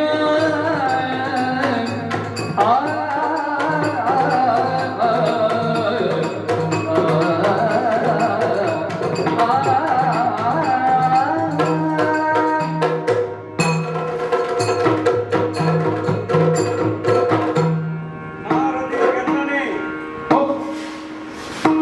ನಾನು ನಿನ್ನ ಬಾಣವನ್ನು ಬಿಟ್ಟಾಗ ಇನ್ನೇನು ಅರ್ಜುನನ ಸ್ಥಿರ ಹೋಗಬೇಕಿತ್ತು. ಹೌದು, ನಾನು ಅರ್ಜುನ ಶಿರ ಉದುರುತ್ತದೆ ಅಂತ ಗ್ರಹಿಸಿದೆ. ಆಗಲಿ ನಾನು ಈ ರೀತಿ ಆಗ್ತದೆ ಅಂತ ಎಣಿಸಿರಲಿಲ್ಲ. ತಲೆಯ ಬದಲು ಕಿರೀಟವನ್ನು ತಂದಿದ್ದೇನೆ. ಓಹೋ, ಆಯ ತಪ್ಪಿತಲ್ಲ ಮಾರತಿ ಕರ್ಣನೇ. ಇನ್ನೊಮ್ಮೆ ಸಾರಿ ಮರಳಿ ನೀನೊಮ್ಮೆ ಪ್ರಯತ್ನ ಪಟ್ಟರೆ ಅರ್ಜುನನ ಶಿರ ಹೋಗಬಹುದೆಂಬುದು, ಹಾ. ಅದರಲ್ಲಿ ನನ್ನಿಂದ ಹಾ. ಸಹಾಯ ನಿನಗೆ ಆಗಬಹುದೆಂದು ಹಾ. ಮರಳಿ ನಿನ್ನಲ್ಲಿ ಒಂದ್ಸಾರಿ ಯಾಚಿಸುತ್ತೇನೆ ಕಣ್ಣನೇ. ಆಶ್ಚರ್ಯ ಎಲ್ಲೂ ನೋಡುತ್ತ ಕನ್ನ ಮನದೊಳಗರಿಗೊಂಡು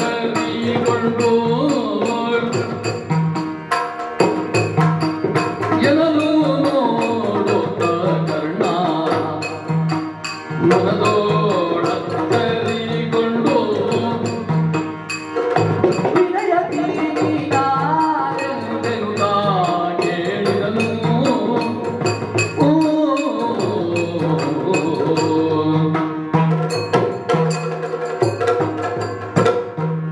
ಆಶ್ಚರ್ಯವಾಗ್ತದೆ. ನಾನು ಬಿಟ್ಟಂತಹ ಬಾಣ ಪುನಃ ನನ್ನಲ್ಲಿಗೆ ಬಂದು ನನ್ನನ್ನು ಪುನಃ ತೊಡು ಅಂತಲೇ ಹೇಳ್ತದೆ. ಬಾಣ ಹೇಳಿದ್ದಕ್ಕಲ್ಲ ನನಗೆ ಆಶ್ಚರ್ಯ. ಮತ್ತೆ ಕೆಲವು ದಿನಗಳ ಹಿಂದೆ ನನ್ನ ತಾಯಿ ಕುಂತಿದೇವಿ ಬಂದು ದೊಡ್ಡ ಬಾಣವನ್ನು ತೊಳೆದಿರುವಾಗಲೇ ತಿಳಿದು ಅಸಂಭವನೀಯ ಎಂಬುದಾಗಿ ಆಯ್ತಮ್ಮ ಅಂತಲೇ ಮಾತು ಕೊಟ್ಟೆ. ಇಂತಹ ಸಂಭವನೀಯತೆಯನ್ನು ನನ್ನ ತಾಯಿಯೂ ನನ್ನಲ್ಲಿ ಕಂಡುಕೊಂಡಿಲ್ಲ. ಹಾಗಾಗಿ ಇದೊಂದು ಸಾಮಾನ್ಯ ಬಾಣವಲ್ಲ. ಅಲ್ಲವಾದರೆ ಅರ್ಜುನನ ರಕ್ಷಣೆಗೆ ತಾಯಿ ಕುಂತಿದೇವಿ ಅಷ್ಟು ಪ್ರಯತ್ನಿಸ್ತೇವೆ. ನೋಡುವ ಇವನ ಬಾಯಿ ಬಿಡಿಸು. ಅಯ್ಯ, ನಿನ್ನಲ್ಲಿ ವಿನಯದಿಂದ ಕೇಳಿಕೊಳ್ಳುವುದು. ಸಾಮಾನ್ಯ ಒಬ್ಬ ಸರ್ಪನಿಗೆ ಇಂತಹ ಶಕ್ತಿ ಬರಲಿಕ್ಕೆ ಸಾಧ್ಯ ಇಲ್ಲ. ಅರ್ಜುನನ ಕಿರೀಟವನ್ನು ತಾಯಿ ಕಿರೀಟವನ್ನು ಹೊತ್ತುಕೊಂಡು ಮಾತನಾಡಬಲ್ಲಂತಹ ನಾಗನಾಗಿ ನೀನು ಬಂದಿದ್ದಿ. ಅತ್ಯಂತ ಗೌರವದಿಂದ ಮಾತನಾಡ್ತಿದ್ದಿ. ನೀನು ಯಾರಪ್ಪ, ಏನು ನಿನ್ನ ವಿಷಯ? ನನ್ನ ಪರಿಚಯ ಆಗಲಿಲ್ಲ. ಇಲ್ಲ. ಅನಿಮಿಷ ಜ್ಞಾನ ವನದೇರಿಗುಳ್ಳಿದ್ದ ಗಣದ ಸ್ವದೇನ ಸರ್ಪನು ತಾನಿನಲೇ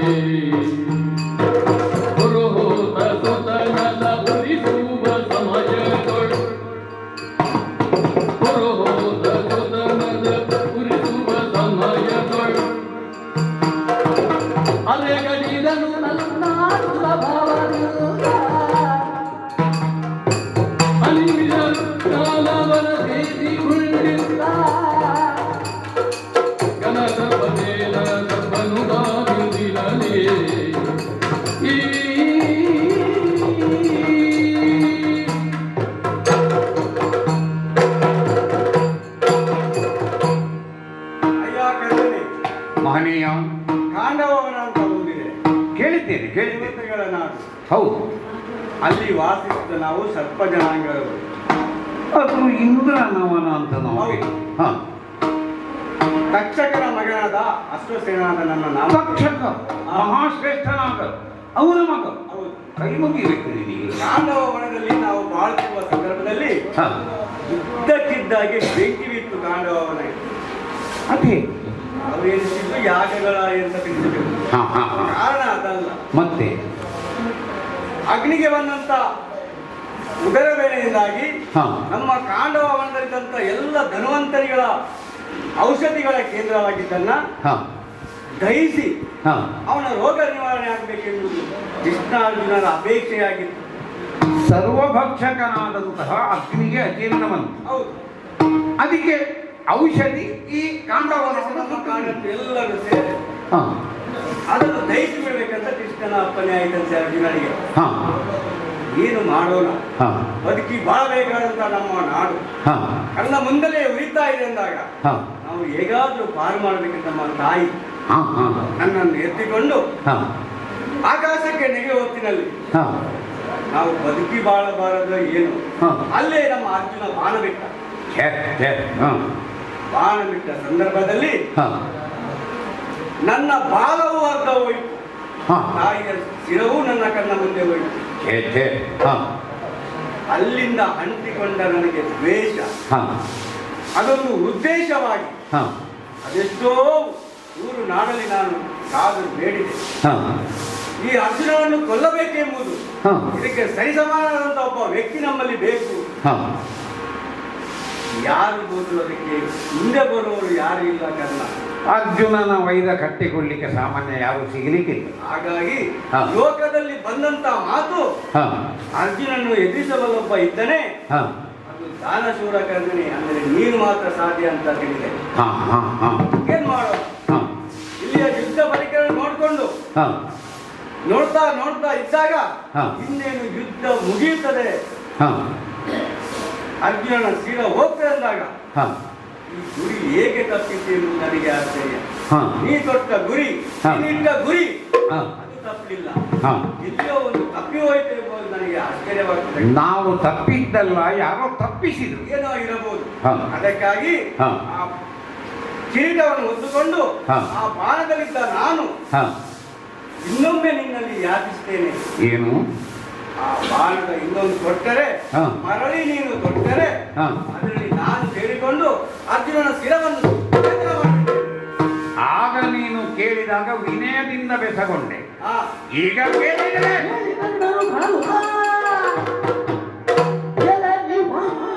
ನಿಲ್ಲಯ ಬಲುಹಿರಿಂದಲಿ ಕಾಳಗ ತೊಡರಿ ಒದೆಯ ರಸಗುವನಲ್ಲ ಹೋಗಿರುವುದ.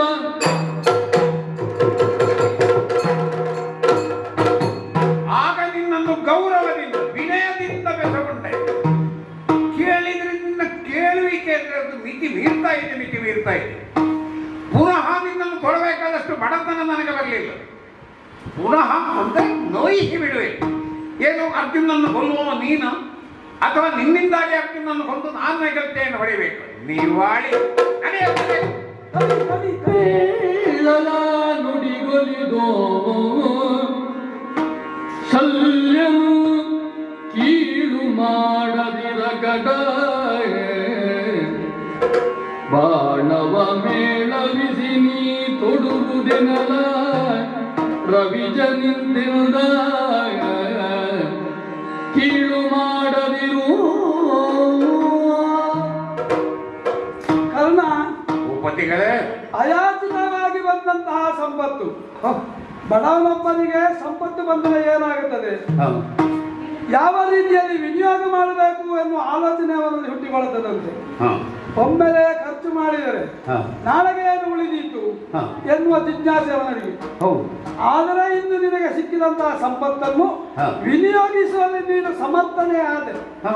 ಆದರೆ ಏನಾಯಿತು, ನೀನು ತಟ್ಟಂತಹ ಗುರಿ ತಪ್ಪಿ ಅವನ ಕಿರೀಟ ಬಂತು.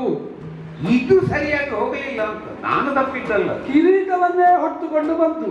ಕಿರೀಟಿ ಎಂಬ ಹೆಸರೋಯ್ತು, ನಮನಾಮಾಂಕಿತನಾದ.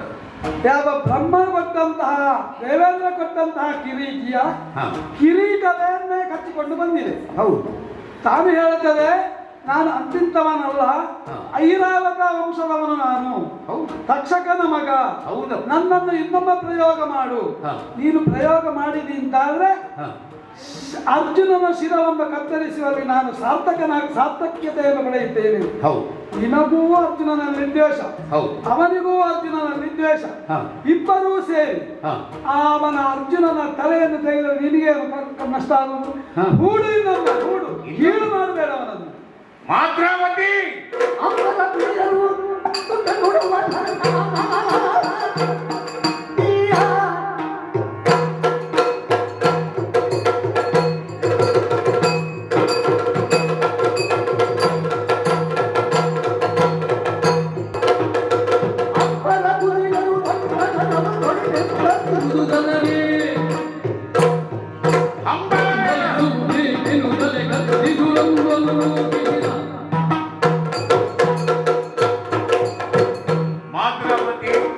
ಕರ್ಣ, ಇಂತಹ ಉಪದೇಶ ಕೊಡುವುದನ್ನು ಬಿಡಬೇಕು, ಬಿಡಬೇಕು.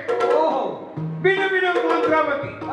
ನೀನು ನನ್ನಲ್ಲಿ ನುಡಿಯುವುದು ಅನುಚಿತವೇ, ಅದರಲ್ಲಿ ವಾದವೇ. ಹೌದೇ? ಏನು ನನಗೇನು ಬಿಲ್ಲು ಬಾಣ ಏನು ನೀವು ಕಲಿಸಿ ಆಗಬೇಕು? ಜಗದ್ಗುರು ಅನಿಸಿಕೊಂಡ ಪರಶುರಾಮಾಚಾರ್ಯರ ಶಿಷ್ಯ ನಾನು ಹಾ ಅದು ಹೇಳಬೇಡಿ. ಅಂಥದ್ರಲ್ಲಿ ಹಾ ಒಮ್ಮೆ ಬಿಟ್ಟಂತಹ ಬಾಣವನ್ನು ಪುನಃ ನಾನು ಬಿಡಬೇಕು. ಹಾ ನಿಮ್ಮನ್ನು ಸಾರಥ್ಯಕ್ಕಾಗಿ ಕರೆದದ್ದು. ಮೇಲಾಗಿ ನಮ್ಮ ಗುರುಗಳು ಹೇಳಿದ್ದಷ್ಟೇ, ಶಲ್ಯ ಸಾರಥ್ಯದಲ್ಲಿ ನಿನಗೈತಿ ಅಂತ. ಹಾ ಏನೋ ನಿಮಗೆ ಗೌರವ ಕೊಟ್ಟು, ಸ್ವಾಮಿ ಅಯ್ಯ ನಿಮ್ಮ ಅಭಿಪ್ರಾಯ ಏನು ಅಂತ ಕೇಳಿದ್ರೆ ಕೇಳದಿದ್ದರೂ ಅಭಿಪ್ರಾಯವನ್ನು ಕೊಡುವುದು. ಯಾರಾದ್ರೂ ಹಾ ಒಬ್ಬ ಕೇಳಿದಾಗ ಉಪದೇಶ ಮಾಡಬೇಕು, ಕೇಳದೆ ಉಪದೇಶ ಮಾಡಬೇಕು. ಓಹೋ ಅವನನ್ನು ನಡಿ ಅಂತ ನೂಕಲಿಗೆ ನಾನು ಹೊರಡುವ ಕೀಳು ಮಾಡಬೇಡ ಅಂತ ಹೇಳುವುದು.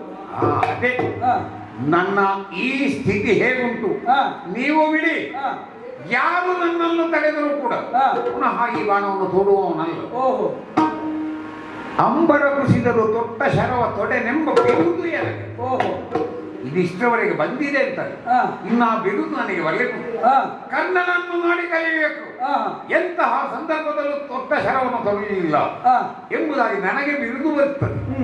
ಬಹುಶಃ ನನ್ನ ಏಳಿಗೆ ನಿಮಗೂ ಆಗುವುದಿಲ್ಲ. ನಿಮ್ಮ ಹಂಬಲ ಏನು? ಹಾ. ಕರ್ಣನನ್ನು ಸಣ್ಣವನನ್ನಾಗಿಸಬೇಕು. ಹಾ ಆ ಹಂಬಲ ಬೇಡ, ಹಂಬಲಿಸದಿರು. ಹಾ. ಆದ್ದರಿಂದ ನಿಮ್ಮ ಅಭಿಪ್ರಾಯವನ್ನು ಮೊದಲ ಬಾರಿ ಕೇಳಿದೆ, ಹಾ. ಈ ಬಾರಿ ತಿರಸ್ಕರಿಸ್ತೇನೆ. ಬಿಟ್ಟಿದ್ದೇನೆ, ಬಾಣವನ್ನು ಬಿಟ್ಟಿದ್ದೇನೆ. ಏನು ಮಾಡೋಣ? ಹಲವಿದೀತಕ್ಕೆ ರಣದಿ ನದಿಸುತ್ತ ಹುಲು ಶಿಖಂಡಿಯ ನೆವದೊಳೊರಗಿದ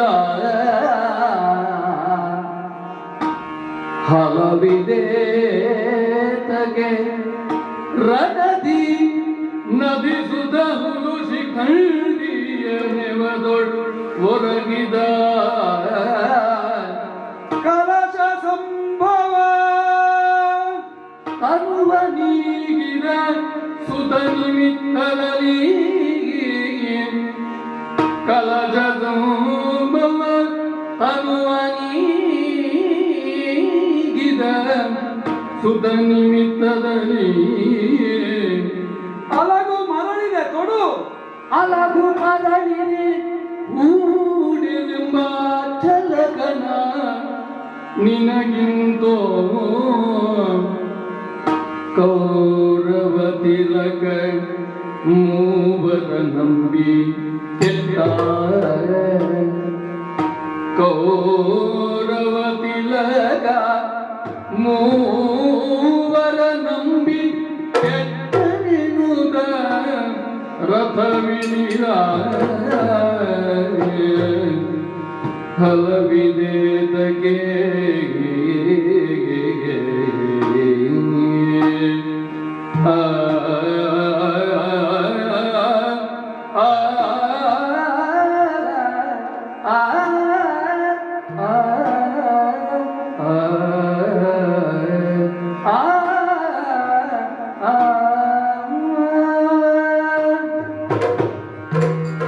ಕರ್ಣ, ಸ್ವಾಮಿ 17 ದಿವಸದ ಯುದ್ಧ ಇಂದು. ಹೌದು. ಈ ಕುರುದಾರುಣಿಯಲ್ಲಿ ಹಾ. ಎಂತಹ ವಿಚಿತ್ರ ಘಟನೆಗಳೆಲ್ಲ ನಡೆದು ಹೋದವು. ಆಗಿದೆ. ನಾವು ನೀವು ಸಾಕ್ಷಿಗಳಾಗಿಯೇ ಇದ್ದೇವೆ. ಹೌದು. ಎಂತೆಂತಹ ಅಸ್ತ್ರಗಳು ಶಸ್ತ್ರಗಳು ಹಾ. ತಮ್ಮ ಶಕ್ತಿಯನ್ನು ತೋರಿಸದೆ ಸಪ್ಪಗಾಗಿ ಹೋದವು. ಭಗದತ್ತನ ಶಕ್ತಿ, ನನ್ನ ಶಕ್ತಿ, ನಾರಾಯಣಾಸ್ತ್ರ ಎಲ್ಲವೂ ಹಾಳಾಗಿ ನಾಶವಾಗಿ ಹೋದವು. ಹೌದು. ಹಾಗಿದ್ದರೆ ಏನು? ಹಾ. ಈಗ ಹೊಸದಾದ ಒಂದು ಶಕ್ತಿ ನಿನ್ನ ಪಾಲಿಗೆ ಬಂತು. ಹಾ. ಯಾರೂ ನೋಡದೇ ಇದ್ದಂತಹ, ಯಾರು ಕೇಳದೇ ಇದ್ದಂತಹ ಹೌದು. ಕೇವಲ ಒಂದು ಬಾಣ ಸರ್ಪವೊಂದು ಬಂದು ನನ್ನನ್ನು ತೊಡು ಅಂತ ಹೇಳಬೇಕಾದ್ರೆ ಹಾ. ಈ ಕ್ಷೇತ್ರದ ಮಹಿಮೆಯು ಹಾ. ಅಥವಾ ನಿನ್ನ ಪುಣ್ಯವು ಹಾ. ಅಲ್ಲ, ಕೌರವನ ಜಯಸಿರಿಯ ಭಾಗ್ಯದ ಸಿರಿಯು ಹಾ. ಒಂದು ಅರಿಯಲಾರದೆ ಹೋದೆ. ಸರಿ. ಪ್ರಥಮದಿಂದ ಆಲೋಚನೆ ಮಾಡುತ್ತಾ ಬಂದ್ರೆ ಹಾ. ಹಲವಿನೇತಕರ ನದಿಸುತ್ತ ಹಾ. ಋಷಿಖಂಡಿಯ ನೆವದೊಳಗಿಲ್ಲ. ಆಚಾರ್ಯ ಭೀಷ್ಮರು. ಹೌದು. 10,000 ಮಕುಟವರ್ಧನನ್ನು ದಿನವೊಂದಕ್ಕೆ ಉರುಳಿಸ್ತೇನೆ ಅಂತ ಹೇಳಿದ ಭೀಷ್ಮಾಚಾರ್ಯರು ಹಾ. ಅವರಿಗೇನು ಶಕ್ತಿ ಇಲ್ಲದೆ ಆದದ್ದ? ಅವರ ಲೆಕ್ಕಾಚಾರ ಮುಗಿಸಿದ್ದಾರೆ. ಲೆಕ್ಕಾಚಾರ ಹಾಗಿದ್ದರೆ ಏನು? ಹಾ. ಅವರ ಮನಸ್ಸಿನಲ್ಲಿ ಇರುವುದೇ ಬೇರೆ ಏನೋ ಇತ್ತು. ಹಾ. ಯಕ್ಷ ಗಂಧರ್ವರನ್ನೇ ತನ್ನ ಬಿಲ್ಠೇಂಗಾರದಿಂದ ಮಣಿಸಿದವರಂತೆ ಭೀಷ್ಮಾಚಾರ್ಯರು. ಹೌದಂತೆ. ಕಾಶಿ ದೇಶಕ್ಕೆ ಹೋಗಿ ಅಂಬೆ ಅಂಬಿಕೆ ಅಂಬಾಲಕಿಯನ್ನು ತಂದು ಹಾ. ನಮ್ಮ ವಂಶ ಎಂತಾದ್ದು ಎಂದು ಬೆಳಗಿಸಿದವರು ಭೀಷ್ಮಾಚಾರ್ಯರು. ಹೌದು. ಅಂತ ಭೀಷ್ಮಾಚಾರ್ಯರು ನಿನ್ನ ಬೆಂಬಲಕ್ಕೆ ನಾನಿದ್ದೇನೆ ಅಂತ ಹೇಳಿ ಮಾಡಿದ್ದೇನು. ಶಿಖಂಡಿಯ ನೇವದಲ್ಲಿ ಬಿಲ್ಲನ್ನು ಕೆಳಗಿಟ್ರು. ಮೊದಲೇ ಹೇಳಿದ್ರು ಶಿಖಂಡಿ ಬಂದರೆ ಬಿಲ್ಲು ಕೆಳಗಿಡುತ್ತೇನೆ ಅಂತ. ಮತ್ತೆ ಅವ್ರಿದ್ದಷ್ಟು ದಿವಸ ನಾನೇ ಯುದ್ಧ ಮಾಡಲಿಲ್ಲ. ನೀನೇ ಹೇಳಿಕೊಂಡಿಯಲ್ಲ, ಹಾ. ಭೀಷ್ಮರ ಸೇನಾಧಿಪತ್ಯದಲ್ಲಿ ನಾನು ಬಿಲ್ಲನ್ನು ಹಿಡಿಯುವುದಿಲ್ಲ, ಯುದ್ಧಕ್ಕೆ ಬರುವುದಿಲ್ಲ ಅಂತ ಹೇಳಿದೆ. ವಿರಾಮದಲ್ಲಿದ್ದೆ. ಹೌದು. ಆಮೇಲೆ ದ್ರೋಣಾಚಾರ್ಯರನ್ನು ಸೂಚನೆ ಕೊಟ್ಟದ್ದೇ ನೀನು. ಸೇನಾಧಿಪತ್ಯಕ್ಕೆ ದ್ರೋಣಾಚಾರ್ಯರಾಗುವುದು ಅಂತ. ದ್ರೋಣಾಚಾರ್ಯರು ಸೇನಾಧಿಪತ್ಯವನ್ನು ವಹಿಸಿಕೊಂಡ್ರು, ಯುದ್ಧವನ್ನು ಮಾಡಿದರು. ಮಾಡಲಿಲ್ಲ ಅಂತ ಅಲ್ಲಪ್ಪ, ಶಾಪಾದಪಿ ಶರಾದಪಿ. ಹೌದು. ಶಾಪವನ್ನು ಕೊಡುವುದಕ್ಕೆ ಉದ್ಯುಕ್ತರು, ಶರಮುಖೇನವಾಗಿ ಮಣಿಸುವುದಕ್ಕೆ ಉದ್ಯುಕ್ತರು. ಹೌದು. ಸಂಪನ್ನರು. ಅಂತಹ ಅವರಿಗೆ ಏನಾಯಿತು? ಏನಾಯಿತು? ಕನ್ನ ಮಗ ಅವ ಚಿರಂಜೀವಿ ಅಶ್ವತ್ಥಾಮ. ಅಶ್ವತ್ಥಾಮ ಹತ ಕುಂಜರ ಅಂತ ಕೇಳಲಿಲ್ಲ ಅವರಿಗೆ. ಅಲ್ಲಿಗೆ ಶಂಕರನಾದ ಮಂತ್ರಲ್ಲ. ಅದಕ್ಕೆ ಹೇಳಿದ್ದು ಆ ಕೃಷ್ಣ ಕಿರೀಟಿ ಚಕ್ರಿ ಏನು ಬೇಕಾದ್ರೂ ಮಾಡ್ತಾನೆ ಅಂತ ಅಲ್ಲ ಹೇಳುವುದು. ಅವ ಏನು ಮಾಡಲಿ. ಯಾವ ದ್ರೋಣಾಚಾರ್ಯರಿಗೆ ತನ್ನ ಮಗ ಚಿರಂಜೀವಿ ಎನ್ನುವುದು ತಿಳಿದಿರಲಿಲ್ಲವೇ? ತಿಳಿದಿರಲೇಬೇಕು ಅಲ್ವೇ? ಹೌದು. ಹಾಗಿದ್ದರೆ ತನ್ನ ಮಗ ಚಿರಂಜೀವಿ ಎಂದು ತಿಳಿದು ಯಾವ ಲೋಕಕ್ಕೆ ಹೋದ್ರು ತನ್ನ ಮಗನನ್ನು ಕರ್ಕೊಂಡು ಬರುವುದಕ್ಕೆ. ಹೌದು. ಇಲ್ಲಿ ತನ್ನ ಶರೀರವನ್ನು ಬಿಟ್ಟು ಅನಾಥವಾಗಿ ಬಿಟ್ಟು ಆ ಕಾಲದಲ್ಲಿ ಕೃಷ್ಣದ್ಯುಮ್ನ ಚಿನ್ನ ವಿಚ್ಛಿನ್ನವಾಗಿ ಅವರನ್ನು ಕಡಿದು ಕೊಂದ. ಹೌದು. ಹಾಗಾದ್ರೆ ಅವರಿಗೂ ಬೇಕಾದದ್ದು ತನ್ನ ಮರಣವನ್ನು ಕಾಯುವಂತಹ ದಿನ ಹೇಗೆ? ಹೌದು. ಭೀಷ್ಮಾಚಾರ್ಯರು ಹಾಸಿಗೆಯನ್ನು ಹಾಸಿದರು, ದ್ರೋಣಾಚಾರ್ಯರು ದಿಂಬದಿಟ್ರು. ಈಗ ನಿನ್ನ ಸರದಿ ನನ್ನನ್ನು ನಂಬಿದ್ದಾನೆ ಕೌರವ. ಹೌದು. ಊಟ ಕೌರವರಲ್ಲಿ, ಪಾಠ ಕೌರವರಲ್ಲಿ, ಶಬ್ದಸ ದೋಟ ಕೌರವರಲ್ಲಿ ಅಂತ ಹೇಳಿದವ ನೀನು. ಹೌದು. ಕೌರವನ ರಕ್ತ ಬಿದ್ದಲ್ಲಿ ನನ್ನ ಪ್ರಾಣ, ಅವನ ಬೆವರು ಬಿದ್ದಲ್ಲಿ ನನ್ನ ಜೀವ ಅಂತ ಹೇಳಿದವ ನೀನು. ಹೌದು. ಪಗಡೆ ಆಡುವ ಸಂದರ್ಭದಲ್ಲಿಯೂ ನಿನ್ನನ್ನು ವಹಿಸಿಕೊಂಡು ಬಂದವ. ತನ್ನ ಹೆಂಡತಿಯ ಮುಂದಲೇ ತನ್ನ ಸರವನ್ನು ಹಿಡಿದು ಎಳೆಯುವ ಸಂದರ್ಭದಲ್ಲೂ ನಿನ್ನನ್ನೇ ವಹಿಸಿಕೊಂಡು ಬಂದವ. ಆಗಲೂ ಕ್ಷಮಿಸಿದ್ದಾನೆ. ಹಾಗಾದ್ರೆ ನಿನಗೂ ಅವನಿಗೂ ಗಳಸ್ಯ ಕಂಠಸ್ಯ. ಕೌರವನ ಬಗ್ಗೆ ನಿನಗಿರುವಂತಹ ಪ್ರೀತಿ, ಅವನಿಗೆ ನಿನಗಿರುವ ಮೇಲಿರುವಂತಹ ಪ್ರೀತಿ ಹೇಗಿತ್ತು? ಯಾವುದನ್ನೂ ಅರಿಯದೆ, ಯಾವುದನ್ನೂ ತಿಳಿಯದೆ ನೀನು ಇಂದು ಮಾಡುತ್ತಾ ಇರುವುದು ಏನು? ನಿನ್ನದಾದ ಸ್ವಾರ್ಥ. ಒಂದೇ ಮಾತು, ಒಂದು ಶರಸಂಧಾನ, ಒಂದು ನಾಲಿಗೆ, ಎಂದು ಕಂಡೆಯ ಕಪಟ ವಿದ್ಯೆಯ ಶಲ್ಯ ನಮ್ಮಲ್ಲಿ ಅಂತ ಹೇಳ್ತಾ ಇದ್ದಿ. ಹೌದು. ಇಷ್ಟವರೆಗೆ ಮಾಡಿದ್ದೇ ಇಲ್ವ? ಕುರುಕ್ಷೇತ್ರದಲ್ಲಿ ಆದದ್ದೇ ಧರ್ಮ. ಧರ್ಮಕ್ಷೇತ್ರ ಕುರುಕ್ಷೇತ್ರ ಬಾಯಿಪಾಠದ ಮಾತಾಗಿದೆ. ಸಂಜೆ ಹೇಳಿದಾದನ್ನು ಕೇಳಿದೆವು. ಆದರೆ ಧರ್ಮಕ್ಷೇತ್ರವಾದ ಕುರುಕ್ಷೇತ್ರದಲ್ಲಿ ಇಷ್ಟರವರೆಗೆ ಮಾಡಿದ್ದು ಅಧರ್ಮ ಯುದ್ಧವೇ. ಹೌದು. ಧರ್ಮ ಅಂತ ಹೇಳಿಕೊಳ್ಳುವ ಪಾಂಡವರು ಅಧರ್ಮ ಯುದ್ಧವನ್ನು ಮಾಡಿದರು. ನಾವೇನು ಹಿಂದೆ ಬೀಳಲಿಲ್ಲ, ನಾವು ಮಾಡಿದ್ವಿ. ಈಗ ಧರ್ಮ ಅಂತ ಹೇಳ್ತಿ, ಒಂದೇ ನಾಲಿಗೆ ಒಂದೇ ಧರ್ಮ ಅಂತ ಹೇಳ್ತಿ. ದ್ರೋಣರು ರಚಿಸಿದಂತಹ ವ್ಯೂಹದಲ್ಲಿ ಅಭಿಮನ್ಯುವನ್ನು ಹಿಂದಿನಿಂದ ಕೈ ಕಡದವ ಯಾರು? ಅವನನ್ನು ಬಿಲ್ಲು ಕತ್ತರಿಸಿ ಅನಾಥನನ್ನಾಗಿ ಮಾಡಿದ್ದೇನೆ ನಾನು. ಹಾಗಿದ್ದರೆ ಅಲ್ಲಿ ನಿಮಗೆ ಧರ್ಮ ಪ್ರಜ್ಞೆ ಉಳಿಲಿಲ್ಲ. ಅದು ಸೇನಾಧಿಪತ್ಯ ದ್ರೋಣರದ್ದು, ನನ್ನದಲ್ಲ.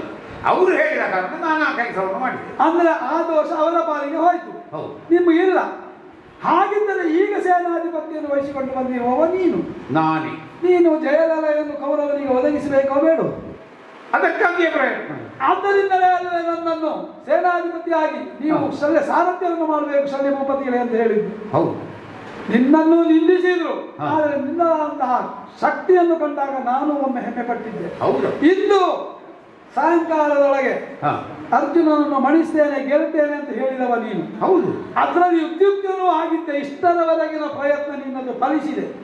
ಆದರೆ ಈ ಕಾಲಕ್ಕಾಗುವಾಗ ಏನಾಯ್ತು? ನಿನಗೆ ಯಾವುದೋ ಒಂದು ಶಂಕೆ, ಯಾರಿಗೆ ಮಾತು ಕೊಟ್ಟಿದ್ಯೋ, ಯಾರಿಗೆ ಬಿಟ್ಟಿದ್ಯೋ. ಎಲ್ಲರೂ ಹೇಳ್ತಾರೆ ಸೂತ ಸುತ ಅಂತ. ಆದ್ರೆ ನಿನ್ನನ್ನು ಆಗ ನಾನು ಹೇಳಿದ ಅದಕ್ಕೆ ನೀನು ಸೂತ ಸುತನಲ್ಲ, ಸೂರ್ಯ ಸುತ ಅಂತ. ಸರಿ. ಅಂದ್ರೆ ಮಾತಿನಲ್ಲಿ ಅಷ್ಟು ದಾರ್ಷ್ಟ್ಯ ಉಂಟು ನಿನ್ನಲ್ಲಿ ಅಷ್ಟು ಶಕ್ತಿ ಉಂಟು ತಿಳ್ಕೊಂಡಿದ್ದೆ. ಆದ್ರೆ ಈಗ ಮಾಡುವುದು ಏನು? ನೀನು ಕೌರವನಿಗೆ ಜಯ ಬೇಕಾದಿಲ್ಲ, ನಿನ್ನದಾದ ಸ್ವಾರ್ಥ.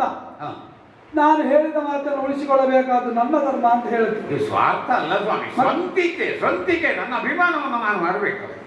ಹಾಗಿದ್ದರೆ ಕೌರವನಿಗೆ ಏನು ಮಾಡಿದ ಹಾಗಾಯ್ತು? ನೀನು ಅದು ಹೌದು ಹೌದು ಅಂದ್ರೆ ಅನಿವಾರ್ಯತೆಗಳು ತುಂಬಾ ಉಂಟು ಸ್ವಾಮಿ, ಅನಿವಾರ್ಯತೆಗಳು. ಅನಿವಾರ್ಯತೆಗಳ ಪಟ್ಟಿಯನ್ನು ಮಾಡುತ್ತಾ ಹೋದರೆ ಇಲ್ಲಿ ಯಾವುದು ಆಗುವುದಕ್ಕೆ ಸಾಧ್ಯ ಇಲ್ಲ. ಬಿಡೋಣ. ಹಾಗಿದ್ದರೆ ಏನು? ನಿನ್ನ ಸಾರಥ್ಯ ಮಾಡುವುದು. ನಾನು ಅರಸ, ನೀನು ಸೂತ. ಹೌದು, ಸೂತ. ನೋಡಿ ಎಷ್ಟು ವಿಚಿತ್ರ. ಹೌದಪ್ಪ. ಸಾರಥಿ ಅರಸನಾದ ಒಬ್ಬ ಸಾರಥ್ಯವನ್ನು ಮಾಡ್ತಾನೆ. ಹೌದು. ಹಾಗಿದ್ದರೆ ನನ್ನ ಹಣೆ ಬರ ನೋಡು. ನಿನ್ನ ಸಾರಥ್ಯವನ್ನು ಮಾಡುವಂತ ಹಣೆ ಬರ ನನಗೆ. ನನ್ನನ್ನು ಮಗದಾದಿ ಬಾ ಅಂತ ಹೇಳ್ತಾರೆ. ಕೇಳಿರೈ ಅಂತ ಹೇಳ್ತಾರೆ ಸಭೆಯಲ್ಲಿ. ಕೇಳಿರೈ ಮಗದ ದುಪಾರವಲ್ಲರು. ಹೌದು, ಪೇಳಿರೈ ಮಾದ್ರೇಶ ಮುಖ್ಯ. ಅಲ್ಲೇ ಹಾಗಿದ್ರೆ ನನಗೆ ಇಲ್ಲಿ ಬೆಲೆ ಇಲ್ಲ ಅಂತ ಆದಮೇಲೆ ನಾನು ಇದ್ದು ಏನು ಉಪಯೋಗ? ನನಗೆ ಇಲ್ಲಿ ಈ ಸ್ಥಾನದಲ್ಲಿ ಬೆಲೆ ಸಿಗುವುದಿಲ್ಲ ಅಂತ ಆದ್ರೆ ಇನ್ನು ಹೆಚ್ಚು ಮಾತಾಡುವುದಿಲ್ಲ. ಮಾತು ಗೌಣವಾಗ್ತದೆ. ಇದನ್ನು ನಿನ್ನ ಮುಖದ ಮೇಲೆ ಎಸೆದಿದ್ದೆ. ಅಲ್ಲಿ ದೂರದಲ್ಲಿ ನಿಂತುಕೊಂಡು ನಿನ್ನ ಹೆಣ ಯಾವಾಗ ಹೋಗ್ತದೆ ಅಂತ ಕಾಯ್ತಾ ಆಗಿರ್ತದೆ. ಈಗೂ ಆಗಿ ಹೋಯಿತೆ. ಏನ ಮಾಡುವುದಿಲ್ಲೋ ದೈವ ವಿಹೀನನಲ್ಲ ಪದಿ. ಏನ ಮಾಡುವುದಿಲ್ಲೋ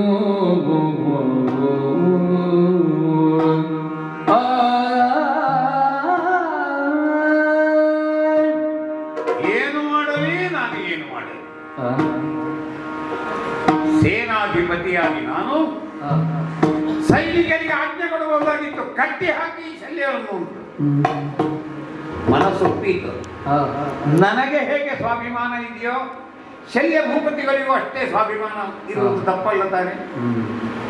ಹಾಗೆ ಸುರಿಯುವ ಕಣ್ಣೀರನ್ನು ಹೆಗಲ ಶಲ್ಯದಿಂದ ಉಜ್ಜಿ, ಸರಿ ಭೂಪತಿಗಳೇ ನೀವು ಗೌರವ ವಹಿಸಿಕೊಳ್ಳಿ, ಇದ್ದಷ್ಟು ಕ್ಷಣ ನಾನೂ ಗೌರವ ಉಳಿಸ್ತೇನೆ ಎಂಬ ಹಾಗೆ ನಾನೇ ಸಾರಥ್ಯವನ್ನು ಮಾಡಿಕೊಂಡು ಯುದ್ಧ ಮಾಡುತ್ತೇನೆ ಅಂತ ಮುಂದೆ ಹೋಗುವಾಗ ಚಕ್ಕನೆ ನನ್ನ ರಥ ಭೂಮಿಗೆ ಇಳಿದು ಹೋಗ್ತಾರೆ. ಅರ್ಥವಾಗುತ್ತದೆ.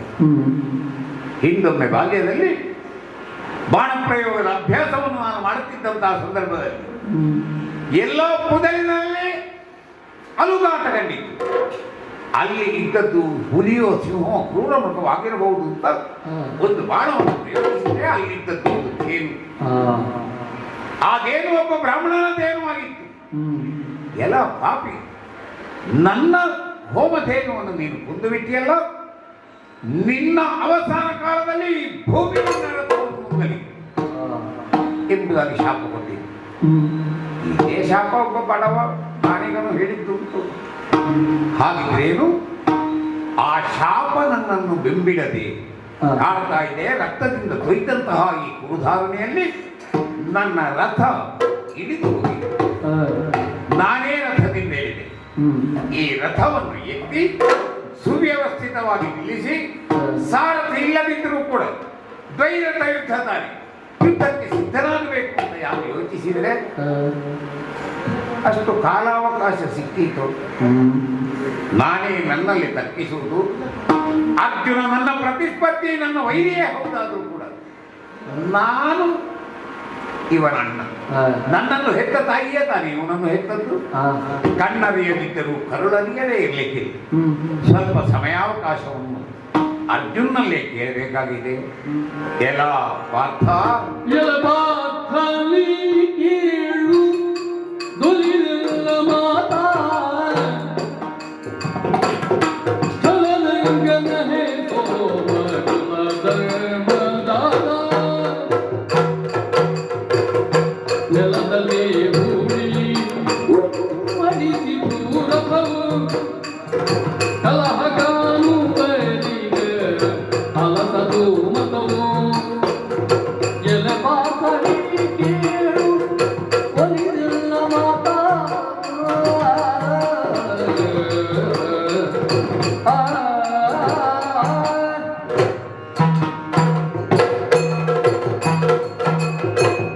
ಪಾರ್ಥ, ವೃಥಾದೇವಿ ಎಷ್ಟು ಮಕ್ಕಳನ್ನು ಹೆತ್ತಿಲ್ಲ ಉಂಟಪ್ಪ, ಲೋಕಕ್ಕೆ ಲೆಕ್ಕ ಉಂಟು. ಅಂತ ವೃಥಾದೇವಿಯ ಮಕ್ಕಳಲ್ಲಿ ಪಾರ್ಥ ಅನಿಸಿಕೊಂಡವ ನೀನೊಬ್ಬ ಮಾತ್ರ. ಕುಂತಿ ಸೂನು ಎಂಬಂತಹ ನೆಗಳತೆಯನ್ನು ಪಡೆದವನು ನೀನು. ಹೌದು. ಕುಂತಿ ಹೆತ್ತ ಮಕ್ಕಳು ಯಾವತ್ತು ಗಂಡು ಮಕ್ಕಳು, ಜಗತ್ತು ಮೆಚ್ಚುವಂತಹ ಮಕ್ಕಳು. ಈ ಅಭಿಮಾನ ನನಗೂ ಇದೆಯೋ? ನನಗೂ ಇದೆ. ನೀನು ಒಂದು ಮಾತನ್ನು ಕೇಳಬೇಕಪ್ಪ. ಕೇವಲ ಕೇಳಬೇಕು ಎಂಬ ಅಣ್ಣನೆಂಬ ಆಜ್ಞೆ ಅಂತ ನೀನು ತಿಳ್ಕೊಳ್ಳಬೇಕು. ಪ್ರಾಯದಲ್ಲಿ ನಿನ್ನಿಂದ ಒಂದು 14 ವರ್ಷ ದೊಡ್ಡವನ. ಆದರೂ ಕೂಡ ಒಲಿದೆನ್ನ ಮಾತು, ನನ್ನ ಮಾತಿನಲ್ಲಿ ಪ್ರಾಮಾಣಿಕತೆ ಇದೆ, ಅರ್ಥಗರ್ಭಿತವಾದಂತಹ ವಿಚಾರವಿದೆ ಅಂತೇಳಿ ಆದರೆ ಮಾತ್ರ ಇದನ್ನು ನೀನು ಪಾಲಿಸಬೇಕು.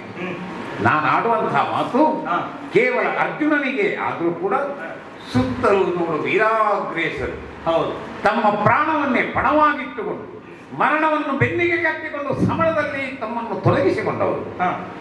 ಇವರೆಲ್ಲ ಈ ಸರ್ವರು ಅಂದ್ರೆ ಇಲ್ಲಿರುವ ಸರ್ವರು ಯೋಗ್ಯತಾವಂತ. ಅವರು ಮೆಚ್ಚುವಂತಹ ಮಾತನ್ನು ಮಾತ್ರ ನಿನ್ನಲ್ಲಿ ಹೇಳುವುದಕ್ಕೆ ನಾನು ಇಡುತ್ತೇನೆ. ನನ್ನ ರಥ ಭೂಮಿಯಲ್ಲಿ ಹೂತೋಯ್ತು. ಈ ಕುರುಕ್ಷೇತ್ರದ ಸ್ಥಿತಿ ಎಲ್ಲಿಗೆ ಹುಟ್ಟಿದೆ ಅಂದ್ರೆ ಕುಡಿಯುವುದಕ್ಕೆ ನೀರಿಗೆ ಗತಿ ಇಲ್ಲ. ಕರ್ಣನ ರಥವನ್ನು ನುಂಗುವಷ್ಟು ಈ ಭೂಮಿ ರಕ್ತವನ್ನು ಕುಡಿದಿದೆ. ಇಲ್ಲಿ ನೀರಿಗಿಂತ ಹೆಚ್ಚು ರಕ್ತ ಚೆಲ್ಲಲ್ಪಟ್ಟಿದೆ. ಅಂತಹ ಭೂಮಿಯಲ್ಲಿ ನನ್ನ ರಥ ಮುಗ್ಗರಿಸಿದೆ. ಇದನ್ನೆತ್ತುತ್ತೇನೆ. ಆ ಹೂತು ಹೋದಂತಹ ರಥಕ್ಕೆ ನನ್ನ ಹೆಗಲನ್ನು ಕೊಟ್ಟು ಎತ್ತಿ ಬರ್ತೇನೆ. ನನ್ನ ಸ್ಥಿತಿ ನೋಡು, ನನ್ನಲ್ಲಿ ಬಿಲ್ಲಿಲ್ಲ, ವಾಹನ ಇಲ್ಲ, ಇಂತಹ ಸ್ಥಿತಿಯಲ್ಲಿ ನಾನಿದ್ದೇನೆ. ಒಂದು ಅರೆಕ್ಷಣ ಕಾಲಾವಕಾಶವನ್ನು ಕೊಟ್ಟು ಇದನ್ನು ಎತ್ತಿ ನಿನ್ನಲ್ಲಿ ಯುದ್ಧಕ್ಕೆ ಬರ್ತೇನೆ. ಪ್ರಾಮಾಣಿಕವಾಗಿ ಯುದ್ಧ ಆವಾಗ ಮಾಡೋಣ.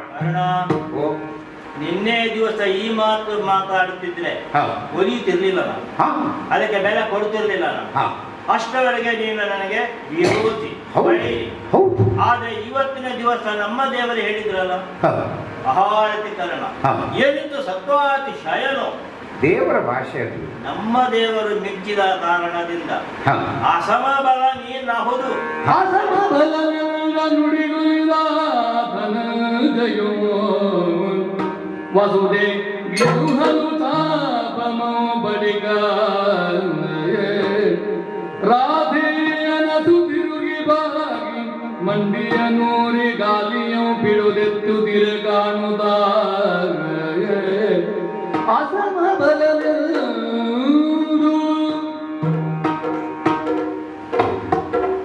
ಕೊಟ್ಟಿದ್ದೇನೆ. ಮತ್ತೆ ವಿರೋಧಿ ಆದಂತೆ ನೀನು ನನಗೆ ಅವಕಾಶವನ್ನು ಕೊಡ್ತೀಯ ಅಂದಾದ್ರೆ, ನನ್ನ ಒಲಿಯುವಿಕೆ ನಿನಗೆ ಅವಶ್ಯಕತೆ ಉಂಟು ಅಂತಾದ್ರೆ ನನ್ನ ದೊಡ್ಡ ಸ್ಥಿತಿ ಅಲ್ವಾ, ಅದನ್ನು ಉಳಿಸಿಕೊಳ್ಳುತ್ತೇನೆ.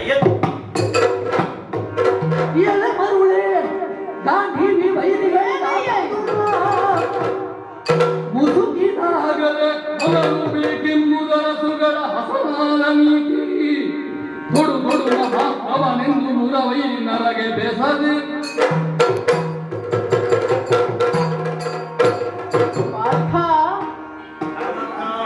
ಏನು ಮಾಡಿಬಿಟ್ಟೆಯೋ ನೀನು? ಮಾಡ್ತಾ ಉಂಟಲ್ಲ. ಕಂಡು ಸುಮ್ಮನುಳಿಯುವುದು ಅಂತಾದ್ರೆ ನಿನ್ನನ್ನು ಕೇಳಬೇಕಿತ್ತು. ಯಾಕೋ? ಜೊತೆಗೆ ನಾನು ಇದ್ದೇನೆ ಎನ್ನುವುದನ್ನು ನೀನು ತಿಳಿದುಕೊಂಡ ಹಾಗೆ ಕಾಣುತ್ತಾ ಇಲ್ಲ.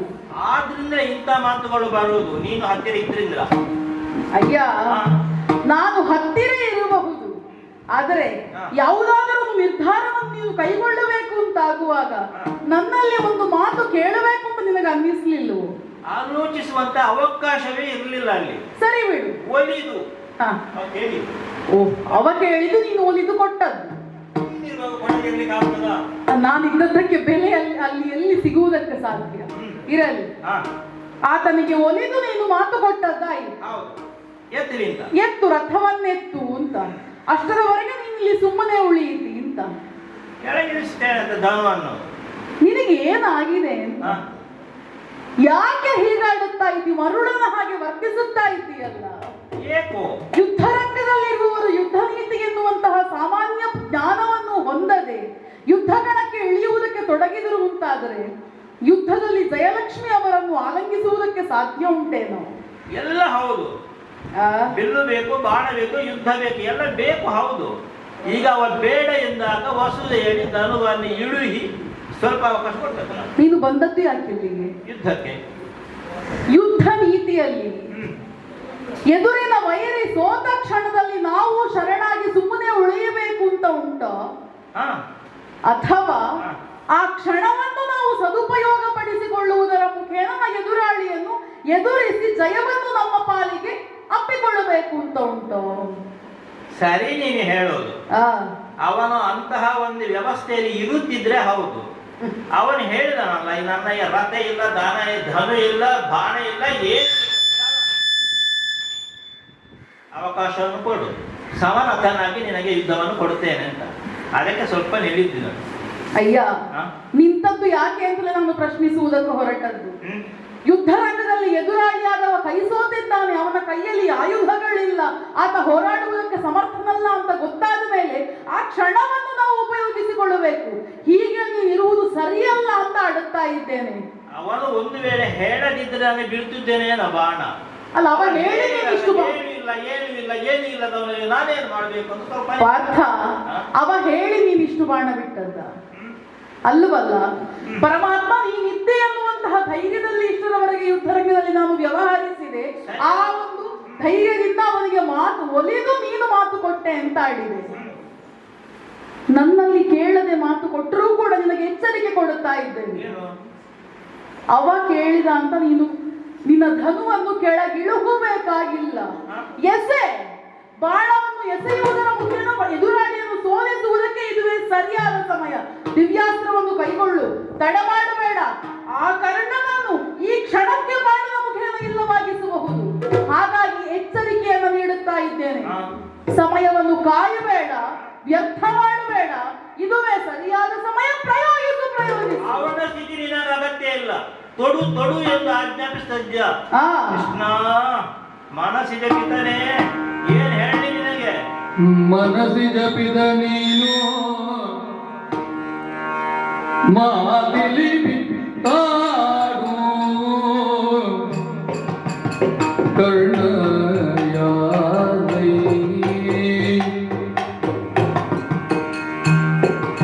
ಎನ್ನ ಮನದ ಹಲವು ಹಂಬಲಿಸುತ್ತಲಿರ್ಬೋದು ಕರ್ಣನ್ಯಾರೇ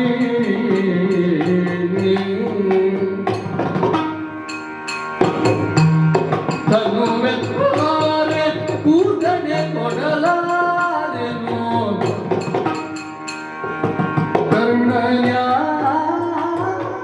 ಕರ್ಣನ್ಯಾರೇ ಮೇಣನಗೀಸು ಬಗೆಗಾನದಾತನ ಮೇಲಿನ್ನು ಕರ್ಣನ್ಯಾರೇ ಮನಸ್ಸಿಗ ಬಿದ ನೀನು ಮಾತಿಲಿ ಬಿಟ್ಟಾಡೋ ಕರ್ಣನ್ಯಾರೇ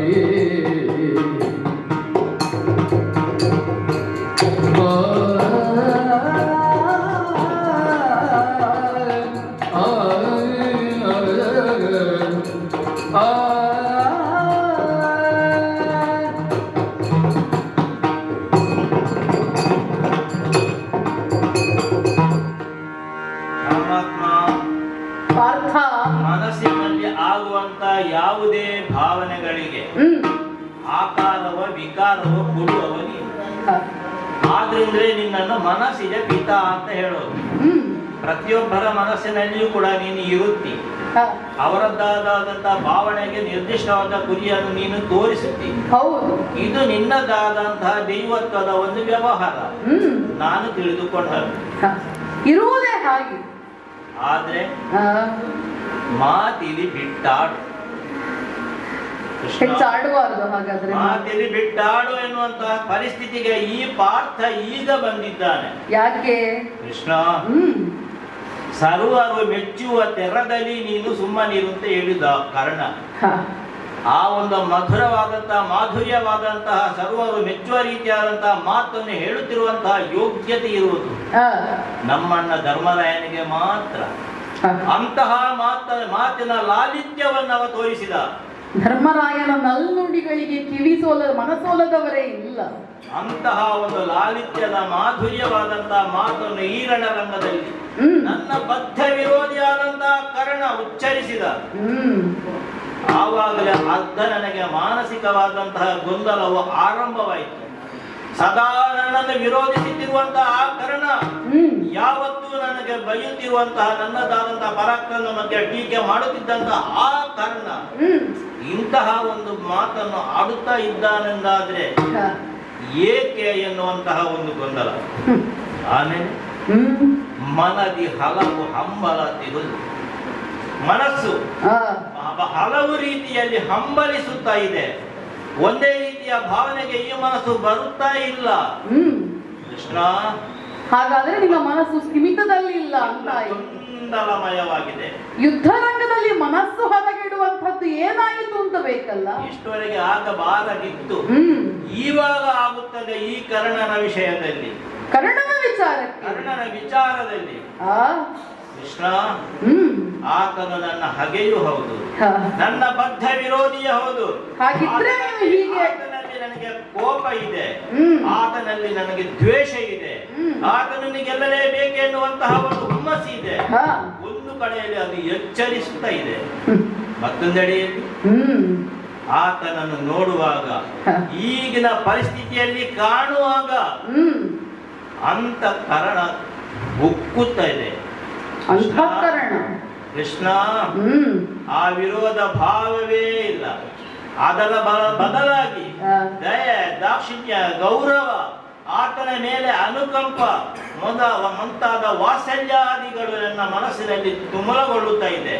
ಈ ಎರಡು ವಿಭಾಗದ ಜಂಜಾಟದಲ್ಲಿ ಮನಸ್ಸು ಓಲಾಡುತ್ತಿರುವಂತಹ ಈ ಪಾರ್ಥನಿಗೆ ಹ್ಮ್ ಮಾತಿನಲ್ಲಿ ಬಿಟ್ಟಾಡು. ಹ್ಮ್. ಮನಸ್ಸಿನಲ್ಲಿ ಆಗುವಂತಹ ಗೊಂದಲವನ್ನು ಮಾನಸಿಕವಾದಂತಹ ಸ್ಥಿತಿಯಲ್ಲಿ ನೀನು ತೋರಿಸಿದ್ರೆ ಹ್ಮ್. ಅರ್ಥ ಮಾಡಿಕೊಳ್ಳುವಷ್ಟ ಅಂತಹ ಸ್ಥಿತಿಯಲ್ಲಿ ಈ ಪಾರ್ಥ ಈಗ ಇಲ್ಲ. ಆದ್ರಿಂದ ಸ್ಪಷ್ಟವಾದ ನಿಖರವಾದ ಮಾತಿನಲ್ಲಿ ನೀನು ತಿಳಿಸು.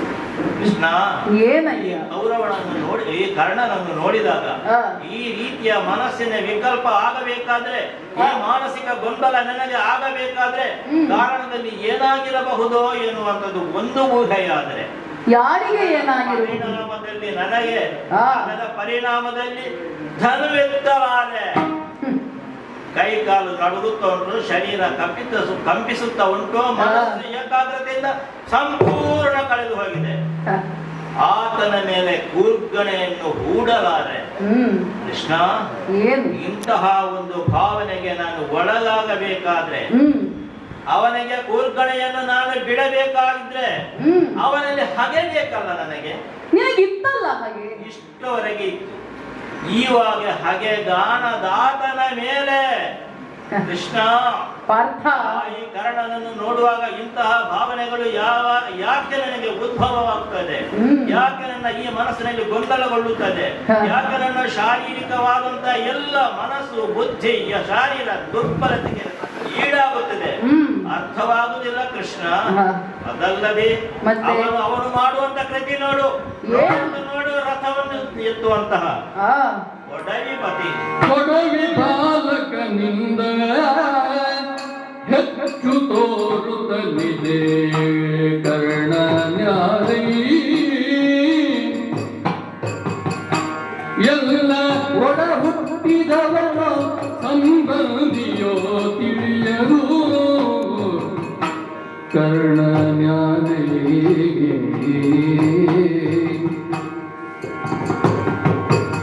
ನಡೆಯ ಜನ್ನಯ ಮಾರ್ಗಣಂಗಳಾತನ ಮೇಲೆ ಕರ್ಣನಾರೆ. ದೇವ ನುಡಿ ನುಡಿ ಮರೆ ಮಾಡಬೇಡ ಯಥಾರ್ಥವ ಕರ್ಣನಾರೆ. ಮನಸ್ಸಿದ ಪಿತರೀರೋ ಮಾತಿಲಿ ಬಿಟ್ಟಾಡೋ ಕರ್ಣನಾರೆ.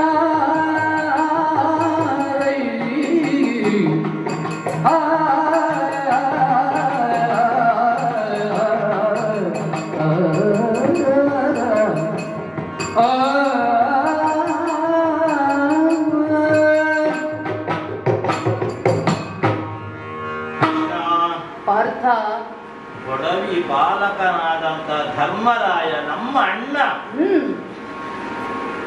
ಇವನನ್ನು ನೋಡುವಾಗ ಅವನಿಗಿಂತ ಹೆಚ್ಚಾಗಿ ಕಾಣುತ್ತಾ ಇದೆಯಲ್ಲ. ಧರ್ಮದನಿಗಿಂತ ಹೆಚ್ಚಾಗಿ ಅಲ್ಲ, ಬೆನ್ನು ನೋಡು, ಆ, ಆ ಬೆನ್ನಿನ ಆಕಾರ ನೋಡು, ಆ ಬೆನ್ನನ್ನು ಹುರಿಗೊಳಿಸಿ ಹ, ಆ ರಥವನ್ನು ಎತ್ತುವಂತಹ ಒಂದು ಉದ್ಯೋಗದಲ್ಲಿ ಇರುವಂತಹ ಸ್ಥಿತಿ ನೋಡು. ಓಹೋ, ಭೀಮಸೇನನ ಕಟ್ಟಾಡುತನದ ಹ್ಮ್ ಆ ಗಟ್ಟಿಮುಟ್ಟಾದ ಬೆನ್ನು, ಹ್ಮ್ ಅದರ ಮೇಲೆ ಆತನು ಮಾಡುವಂತಹ ಉತ್ಸಾಹವಾದಂತಹ ಹ, ಪ್ರಕ್ರಿಯೆಯ ಸಂದರ್ಭದಲ್ಲಿ ಆಗುತ್ತಿರುವಂತಹ ಹುರಿ ಹ್ಮ್ ಧರ್ಮರಾಯನಂತೆ ಕಾಣುತ್ತಾನೆ, ಹ, ಭೀಮಸೇನಂತೆ ಕಾಣುತ್ತಾನೆ, ಹ್ಮ್ ನನ್ನದಾದಂತ ಅಣ್ಣನಂತೆ ಕಾಣುತ್ತಾನೆ, ತಮ್ಮನಲ್ಲ. ಹ, ಒಡವಿ ಪಾಲಕನಿಂದ ಹೆಚ್ಚು ಕಾಣುತ್ತಾ ಇದೆ. ಓಹೋ. ಅವನದ್ದಾದಂತ ವಯಸ್ಸು ಅದಕ್ಕಿಂತ ಹೆಚ್ಚಾಗಿ ಕಾಣುತ್ತಾ ಉಂಟು. ಹ್ಮ್ ಅವನದ್ದಾದಂತ ಇವತ್ತಿನ ನಡವಳಿಕೆಯು ಹೆಚ್ಚಿನದಾದಂತ ರೀತಿಯಲ್ಲಿಯೇ ಇರುತ್ತದೆ ಎಂಬುದು ನನ್ನ ಮನಸ್ಸಿಗೆ ಅರಿವಾಗಿದೆ. ಕೃಷ್ಣ, ನಿನಗೆ ಗೊತ್ತಿಲ್ಲದೆ ಯಾವುದೂ ಇರುವುದಿಲ್ಲ. ಪರಮಾತ್ಮ ನಾನು ಕೇಳಿ ತಿಳಿದುಕೊಂಡದ್ದು, ಕುಂತಿ ದೇವಿಗೆ ದುರ್ವಾಸರಿಂದ 5 ಮಂತ್ರಗಳ ಉಪದೇಶ ಆಗಿದೆ ಎಂದು. 5 ಮಂತ್ರಗಳ ಉಪದೇಶಗಳಲ್ಲಿ 4 ಮಂತ್ರದಿಂದ ನಾವು 5 ಮಕ್ಕಳು ಹುಟ್ಟಿಕೊಂಡದ್ದು ಸತ್ಯ ತಾನೆ. ಅವು ಇನ್ನೊಂದು ಮಂತ್ರದ ಒಂದು ರೀತಿ ಏನಾಗಿದೆ, ಎಲ್ಲಿ ಹೋಗಿದೆ ಎನ್ನುವುದು ಯಾರಿಗೂ ಗೊತ್ತಿಲ್ಲ. ಆದ್ರೆ ನಿನಗೆ ಗೊತ್ತಿರದೆ ಸಾಧ್ಯ ಉಂಟೆ ಪರಮಾತ್ಮ. ಆ ಮಂತ್ರ ಯಾವಳ ಕೈಗೆ ಬಿತ್ತು, ಯಾರಿಂದ ಈ ಮಂತ್ರ ಉಪಯೋಗವಾಯಿತು ಎಂಬುದು ಅರ್ಥವಾಗದಿದ್ರೂ ಕೂಡ ಭಾವನೆಗೆ ಒಡ ಹುಟ್ಟಿದವನೆಂಬ ಭಾವನೆಯು ನನಗೆ ವ್ಯಕ್ತವಾಗುತ್ತಾ ಉಂಟು. ಕೃಷ್ಣ, ಆತನ ಮೇಲೆ ನನ್ನ ಒಡ ಹುಟ್ಟಿ ಎನ್ನುವಂತ ಭಾವನೆ ಒಂದು ಕಡೆ, ಒಂದು ವೇಳೆ ಆಗದಿದ್ರೂ ಸಂಬಂಧಿ, ಹತ್ತಿರದ ಸಂಬಂಧಿ ಎನ್ನುವಂತಹ ಭಾವನೆಯು ನನಗೆ ಆಗುತ್ತಾ ಉಂಟು. ಆದ್ರಿಂದ ನಡೆಯದಾತನ ಮೇಲೆ ಎನ್ನ ಮಾರ್ಗಣ, ಆತನನ್ನು ನೀನು ಕೊಲ್ಲು ಅಂತ ಹೇಳುತ್ತಾ ಇದ್ದಿ. ಆದ್ರೆ ಕೊಲ್ಲಬೇಕಾದ್ರೆ ಮನಸ್ಥಿತಿ ಬೇಕಲ್ಲ. ಮನಸ್ಥಿತಿಯಲ್ಲಿ ಇಂತಹ ಕರುಣಾಜನಕವಾದಂತಹ ಒಂದು ಗೌರವಯುತವಾದಂತಹ ಭಾವನೆ ನನಗಿರುವಾಗ ಆತನಿಗೆ ಹೇಗೆ ನಾನು ಬಾಣವನ್ನು ಬಿಡಲಿಕ್ಕೆ ನನ್ನಿಂದ ಸಾಧ್ಯತೆ ಉಂಟೆ. ಕೃಷ್ಣ, ನಿನಗೆ ಅರಿವಿಲ್ಲದ್ದು ಲೋಕದಲ್ಲಿ ಯಾವುದೂ ಇಲ್ಲ. ದೇವಕೃಷ್ಣ, ನಿನಗೆ ಗೊತ್ತಾಗದ ಇರುವಂತಹ ಒಂದು ಯಾವ ವ್ಯವಸ್ಥೆಯೋ ಈ ಭೂಲೋಕದಲ್ಲಿ ಇಲ್ಲ, ಪ್ರಪಂಚದಲ್ಲಿ ಇಲ್ಲ ಎಂದು ನನಗೂ ಗೊತ್ತುಂಟು. ಆದ್ರಿಂದ ಹೇಳುತ್ತಾ ಇದ್ದೇನೆ, ಮರೆ ಮಾಜಬೇಡ ಯಥಾರ್ಥವನ್ನು. ಈ ಕರ್ಣನ ಹುಟ್ಟುವಿಕೆಗೆ ಕಾರಣ ಏನು? ಅವನ ನಮ್ಮ ತಾಯಿಯ ಮಗನೇ ಆಗಿದ್ದಾನೆಯೇ, ಅಥವಾ ಅಂತಹ ಒಂದು ಪರಿಸ್ಥಿತಿಯ ಸಂಬಂಧದಲ್ಲಿ ಇದ್ದಾನೆಯೇ? ಆದ ಕಾರಣದಿಂದ ಅವನನ್ನು ನೋಡುವಾಗ ನನಗೆ ಈ ರೀತಿಯ ಭಾವನೆಗಳು ಉಲ್ಪನ್ನವಾಗುವುದೇ. ಆದ ಕಾರಣದಿಂದ ಅಷ್ಟೇಯ ಕೃಷ್ಣ, ಮತ್ತೆ ಸಾಯಕಗಳಿಲ್ಲ ಅವನಲ್ಲಿ, ಸಾಯಕಗಳಿಲ್ಲ ಅವಗೆ ಕರದೊಳಗಾಯದ ಧನುವಿಲ್ಲ.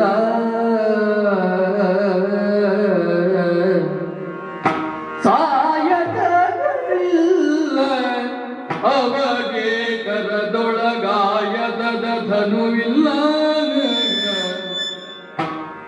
ಬರಿದೆ ನಿರಾಯುಧನ ಕೊಲಲೆಂದಡೆಂದೈ ನೋಡು ಮನದೊಳಗೆ. ಬಾಯ ಬಿಡುತ್ತಲಿ ರಥವ ನೆಳೆದೆಳೆದ ಎನ್ನುದ ನಿಲ್ದವನ ಮೇಲೆಗೆ ಉರುಗಾಯದೋರುವನಾರೋ ನೀ ನಿಷ್ಕರುಣಿ ಹೋಗಿರುವುದ. ಸಾಯಕಗಳಿಲ್ಲ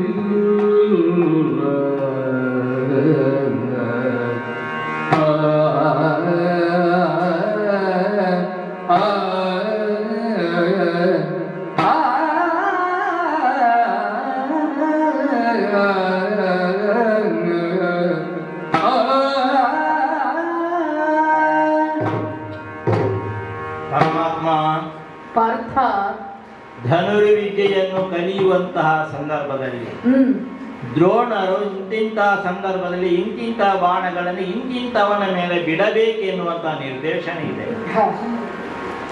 ಹುಲ್ಲು ಕಚ್ಚಿದವನ, ಆಯುಧ ಕೆಳಗಿಟ್ಟವನ, ಓಡಿ ಹೋಗುವವನ, ಅಸಹಾಯಕನ, ನಿರಾಯುಧನ ಮೇಲೆ ಆ ಅಸ್ತ್ರಗಳನ್ನು ಬಿಡಬಾರದು ಎಂದು. ಆಮೇಲೆ ನನ್ನಲ್ಲಿ ಸಂಗ್ರಹವಾದಂತಹ ಅಸ್ತ್ರಗಳು ಯಾವುದು? ಶಿವನಲ್ಲಿಯೇ ತಪಸ್ಸನ್ನು ಮಾಡಿ ಅವನಿಂದ ಮೆಚ್ಚಿಸಿ ಪಡೆದುಕೊಂಡಂತಹ ಮಹಾ ಅಸ್ತ್ರಗಳು, ಶಸ್ತ್ರಗಳು ಇರುವುದು ನನ್ನಲ್ಲಿ.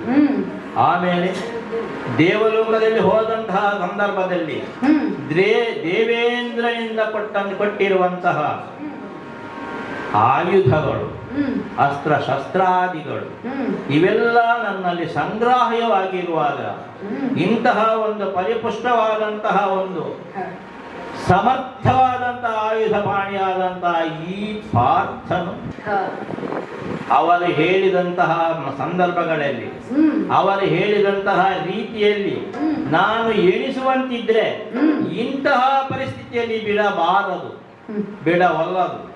ನಾವು ಬಿಡುವಂತಹ ಆ ಬಾಣವು ಅಷ್ಟು ಶಕ್ತಿಯುತವಾದ ಕಾರಣದಿಂದ ಅದನ್ನು ತಡೆದುಕೊಳ್ಳುವಂತಹ ಪ್ರತಿಸ್ಪರ್ಧಿಯು ಅಂತಹ ಶಕ್ತಿಯುತನೇ ಆಗಿರಬೇಕು. ಅವನು ಸಾಯಬೇಕು ಅಥವಾ ಅದನ್ನು ತುಂಡು ಮಾಡಬೇಕು. ಅಂತಹ ಸಂದರ್ಭದಲ್ಲಿ ಮಾತ್ರ ಬಿಡಬೇಕೆಂದು ಹೇಳಿದ್ದಲ್ವೇ ಕೃಷ್ಣ? ಸುರಾಧ್ಯಕ್ಷನು ನೀನೆ, ಧರ್ಮಾಧ್ಯಕ್ಷನು ನೀನೆ, ಲೋಕಾಧ್ಯಕ್ಷನು ನೀನೆ. ಯೋಧ ಧರ್ಮದಲ್ಲಿ ಇದು ಧರ್ಮವೋ ಕೃಷ್ಣ? ಸುರರಿಂದ ಕೊಡಲ್ಪಟ್ಟಂತಹ ಮಂತ್ರ ಶಸ್ತ್ರಾಸ್ತ್ರಗಳನ್ನೆಲ್ಲ ಬಿಡುವುದು ಸುರಾಧ್ಯಕ್ಷನಾದಂತ ನಿನಗೆ ಸನುಮತವೇ ಕೃಷ್ಣ? ಆಯುಧ ಇಲ್ಲ, ಸಾಯಕಗಳಿಲ್ಲ, ಕರವಲಿ ಧನುಸ್ಸು ಇಲ್ಲ. ಕರದಲ್ಲಿ ಧನುಸ್ಸು ಇಲ್ಲದ ಸಂದರ್ಭ, ಕೈಯಲ್ಲಿ ಬಾಣ ಇಲ್ಲದ ಸಂದರ್ಭ, ಅವನು ಮಾಡುತ್ತಿರುವಂತದ್ದು ಏನು? ನಿರಾಯುಧನಾಗಿ ತನ್ನದಾದಂತಹ ಕರ್ತೃತ್ವವನ್ನು ಮುಂದುವರಿಸಲಿಕ್ಕೆ ಬೇಕಾಗುವಂತಹ ಒಂದು ಸಿದ್ಧತೆಯನ್ನು ಮಾಡುವಲ್ಲಿ ಏನು ಮಾಡುತ್ತಿದ್ದಾನೆ ಕೃಷ್ಣವ? ರಥಕ್ಕೆ ಮಂಡಿಯೂರಿ ರಥವ ನೆಳೆಯುತ್ತಿದ್ದಾನೆ ಕೃಷ್ಣ.